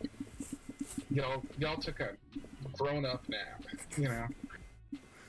But we come back. They go through waiting. We gotta get to the end, guys, and then they make the plant guy, and the plant guy is just owning every single one of them, with just all kinds of plants. Yeah. tried really hard. I documented all of them here, and some of them are really silly, like skunk cabbage. But like none of the plants, they weren't from any specific place. They weren't from any like specific time era. They didn't have any specific common element in all their like anything. So I think they were just plants. I think he was just trying to show how biodiverse he was. Like I want to. I have one of those out in my yard, and it's just a really pretty vining flower, but that's all it is. I have a question for you. Of all the plants that this guy could have been in, do you think he was placed in the wrong environment? The forest plant? Yeah, I feel like he could have been in the forest plant. Like, if they just moved that backwards and put the sea back where the other guy was, I feel like he would have been a lot more difficult to deal with. I wouldn't have minded the forest plant. But, I mean, I guess I see what you mean. You mean like the ocean biome? Yeah, that he was in. He was like, it just seems like, to me, it was like, I guess they really did that for Chocolo's sake. But I guess it kind of like, I guess what I want to talk about here is like, after Chocolo completely obliterates all his plants with the wind, I feel like, and maybe it's more evident here than it was when he first started this trek. Yeah. I think with how badly some of these guys were matched up with like the plants that they were in, to me it almost seems like it was done on purpose. Like, I think they wanted them just to kill them just to show how they were doing their job. But I don't think they really wanted to, like, I mean, you said this before, but I think it's kind of more evident here. Mm-hmm. It's like, I think maybe this is the point, like, because like to me, why would you point the guy with the seeds over soul on a tropical beach setting? Like, to me, he would be a lot more useful where the plant was, or the forest was, you know? Yeah. Because, like, to me, it would make more sense. Like, if they had put him there, they wouldn't have gotten past him. And that's why I started thinking, like, maybe that's the point. Yeah, I feel like there's a lot of half-heartedness going on in this. Like, I mean, they bring it up too. Is like, were they going like all out? Yo's like, I'm pretty sure they're going all out, or maybe they're not. So I'm like, that's why I start thinking. Keep in mind that like nobody's used their shaman song in a long time, so that could be a hint, or maybe it's not. I don't know for sure. I mean, I guess that makes sense. But like when he first said, I was like, I started thinking, I was like, wait a minute. Why was the plant guy inside the forest? I'm like, or at least let him run into the forest where the beach was, because there were trees near him. Yeah. So it's like, that's why I'm wondering if this was just all like a facade, like, you know. Yeah. They were just doing this to show how. The value alone of having him in the ocean would have been great. They could have been like, kelp, I need somebody. Kelp, dang not it. just anybody. Kelp. Sorry. Dang it. Is that wrong? And that's why I'm saying, dang it. Is it because like nobody's like heard of any like what's 3 ocean plants? Coral, I think, can be considered an ocean plant. Coral is a lot an animal. I think it's also a plant. I think you can actually. I think that stuff grows. Coral's always an animal.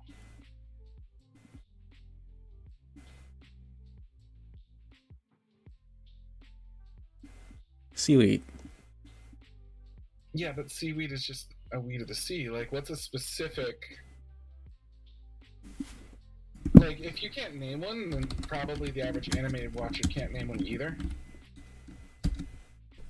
Which is a really good reason not to... Red algae, seagrass, sarginium. Yeah, so you don't know. So... I'm actually naming them because I looked up plants of the sea. What is your algae power literally going to be? Mm-hmm. And also, coral is a plant. Coral is not a plant. Yeah, it says it here. Where do you link me? Because it's coral is like little like animals. There's no plant coral. How is a coral a plant? You don't see those things move. They just sit there. I know not all things in the sea move. Look, type is coral a plant or an animal in Google, and it will say straight on animals.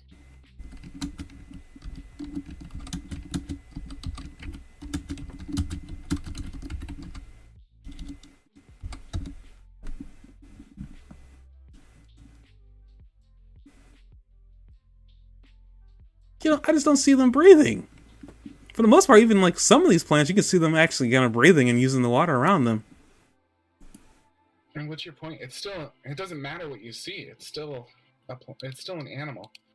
How? Because like that doesn't make any sense. Like how does coral even form then? Like that doesn't make any sense. Coral forms on the shells of previous coral. How did the coral get there in the first place? The same way anything gets there in the first place. What are you talking about? Doesn't make any sense. I guess what I'm saying is like, cause like corals always these like beautiful things in the ocean that glow, like have like various shines and colors. I always saw them as plants. I mean, honestly, I guess I didn't know what they really were, but it just isn't something. But that just doesn't make any sense to me. I guess somebody said don't destroy coral reefs, but still. Are you about to get on like a...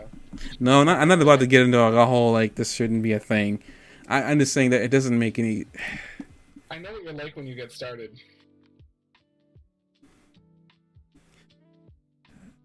What's a barnacle look like, real quick?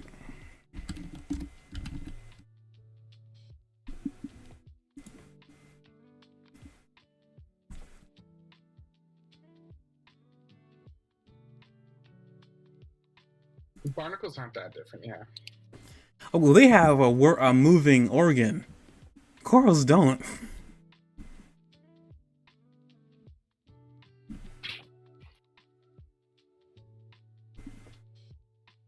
I'm gonna stop looking at barnacles. Those making me uncomfortable. Just so many teeth. Oh, Teeth? What are we talking about again? barnacles. No, I just saw a little. I saw something that looked like a lot of tiny teeth. Then it was reversing a barnacle picture. Ugh. Okay. No, just a lot of tiny teeth. I just didn't. It made me uncomfortable. But okay. How did we even get into like the coral? What were you even? Oh yeah, sea plants. Yeah, you were like, why didn't you have an ocean biome? I guarantee that ocean No, biome... I mean I wasn't talking about. I was like, I wish they kind of put them inside of like a forest. I could care less of an ocean biome. I was saying like, why did they? Like, I feel like to me maybe it was just a story thing where they didn't want to stop them. I guess is basically what I was getting at. Was like I don't think they wanted to stop them because some of the choices that they had, like some of these guys in, is like to me wasn't a winning strategy. But maybe that was the whole point. Maybe it wasn't trying to be a winning strategy. They were just trying to look how we're trying to stop them so you can become Shaman King, so you don't have to kill us. Yeah, well, that's exactly it. I think they were like, quote unquote, doing their duty. He said duty. Duty. I guess as we close up here, we can talk a little bit about like Chocolove, and I find it interesting that Chocolove was trying to find a medium to be able to take down these plants, and what he came up with was literally using the air around him, well, wind, I should say, the wind around him, and using it as a medium to channel both spirits into. And he even says that apparently it was sucking up the spirit, his Shiroku, faster than he could channel it. Which is like, that's all. I mean, I guess it makes sense because there's a lot of wind around you, so I guess like air. I guess it makes sense like he's trying to channel air. But it was really interesting to see that. Okay, so that's what all that Furyoku's for. So he can do that. But he was. It was pretty impressive that he was able to do it. I was surprised. But I guess it makes sense. I mean, like he's supposed to get the spirit of wind. I guess is what his spirit is going to be for his warrior. I don't know what these spirit warriors are going to be doing with these spirits of fire and water, well, rain, thunder, earth. I almost said heart, and I was about to get upset with myself. Oh, Planet, Captain Planet, he's a hero, gonna take pollution down to zero, gonna help us put us under. Bad guys who like to... Well, this is something interesting before we end this episode off here. I didn't know that the next biome was Glacier. I was actually wondering... Captain Planet! Go Planet, we're the Planeteers. You can be one too, because saving our planet is the thing to do. Looting and polluting. Why have you not? He's watched a lot of like Captain Planet, and I can't tell if this is a cry for help or something. No, it is such a cry for help. Looting and polluting is not the way. Okay. You done? I think so. But I'm really waiting for you to break back in with the song. But I did not know where Silva was like a glacier. I don't know what I was looking at when I was seeing him up there looking like skulking, but I guess that makes sense because I guess that's the only other biome besides space that they got to get to. I'm guessing is what essentially what you deduced this from. I'm guessing. Yeah, I still don't get the whole idea of space as like an environment that they had to protect when they left the Earth, but like, I guess you do you with it, you know. I guess how can exist on Earth? I'm guessing. I have no idea. Yeah, let's protect the delicate environment of outer space where there's like one alien. Spice. No, really, because that's the whole pretense. They're like, yeah, there was an alien. I'm channeling one alien that came 1,000 years ago or whatever, 10,000 years ago, and that's like all they have. And they're like, this one alien, and we have a whole like plant for the spirit of one alien. Does that strike you as like a moral like imperturbity or what? I mean, they've already said that the Moo people were technologically advanced, but they didn't really mean that they were smart. And just think about like how you started that statement. You said, "I think what they were saying was," and then you said, "the Moon people." Like, no, I said the Moo people, the Moo people of Moo. I didn't say Moon people. The people of Moo. The people of Moo. Now, I mean, technically speaking, I guess they couldn't be considered Moon people because I don't know where the heck they are. I mean, based on all that, I mean, you're making a big deal about a race of people, a civilization, I should say, that disappeared after they just made this entire environment, which is still unbelievable. It's still underneath the earth, and nobody discovered it. Like, what? So, magical shamans, so I'm more willing to buy that than a lot of the other stuff that we've had shoved down our throats. But at the same time, these people that made this, you're complaining that they made an environment of space underneath. They don't exist anymore. I mean, like, who knows what happened to them? I'm still willing to believe there's somebody from that civilization that's probably around and is probably in the past tribe. We probably won't see them until like very late. But for right now, we all know that they're gone. So, like, I mean, honestly, the whole space thing, they weren't that smart.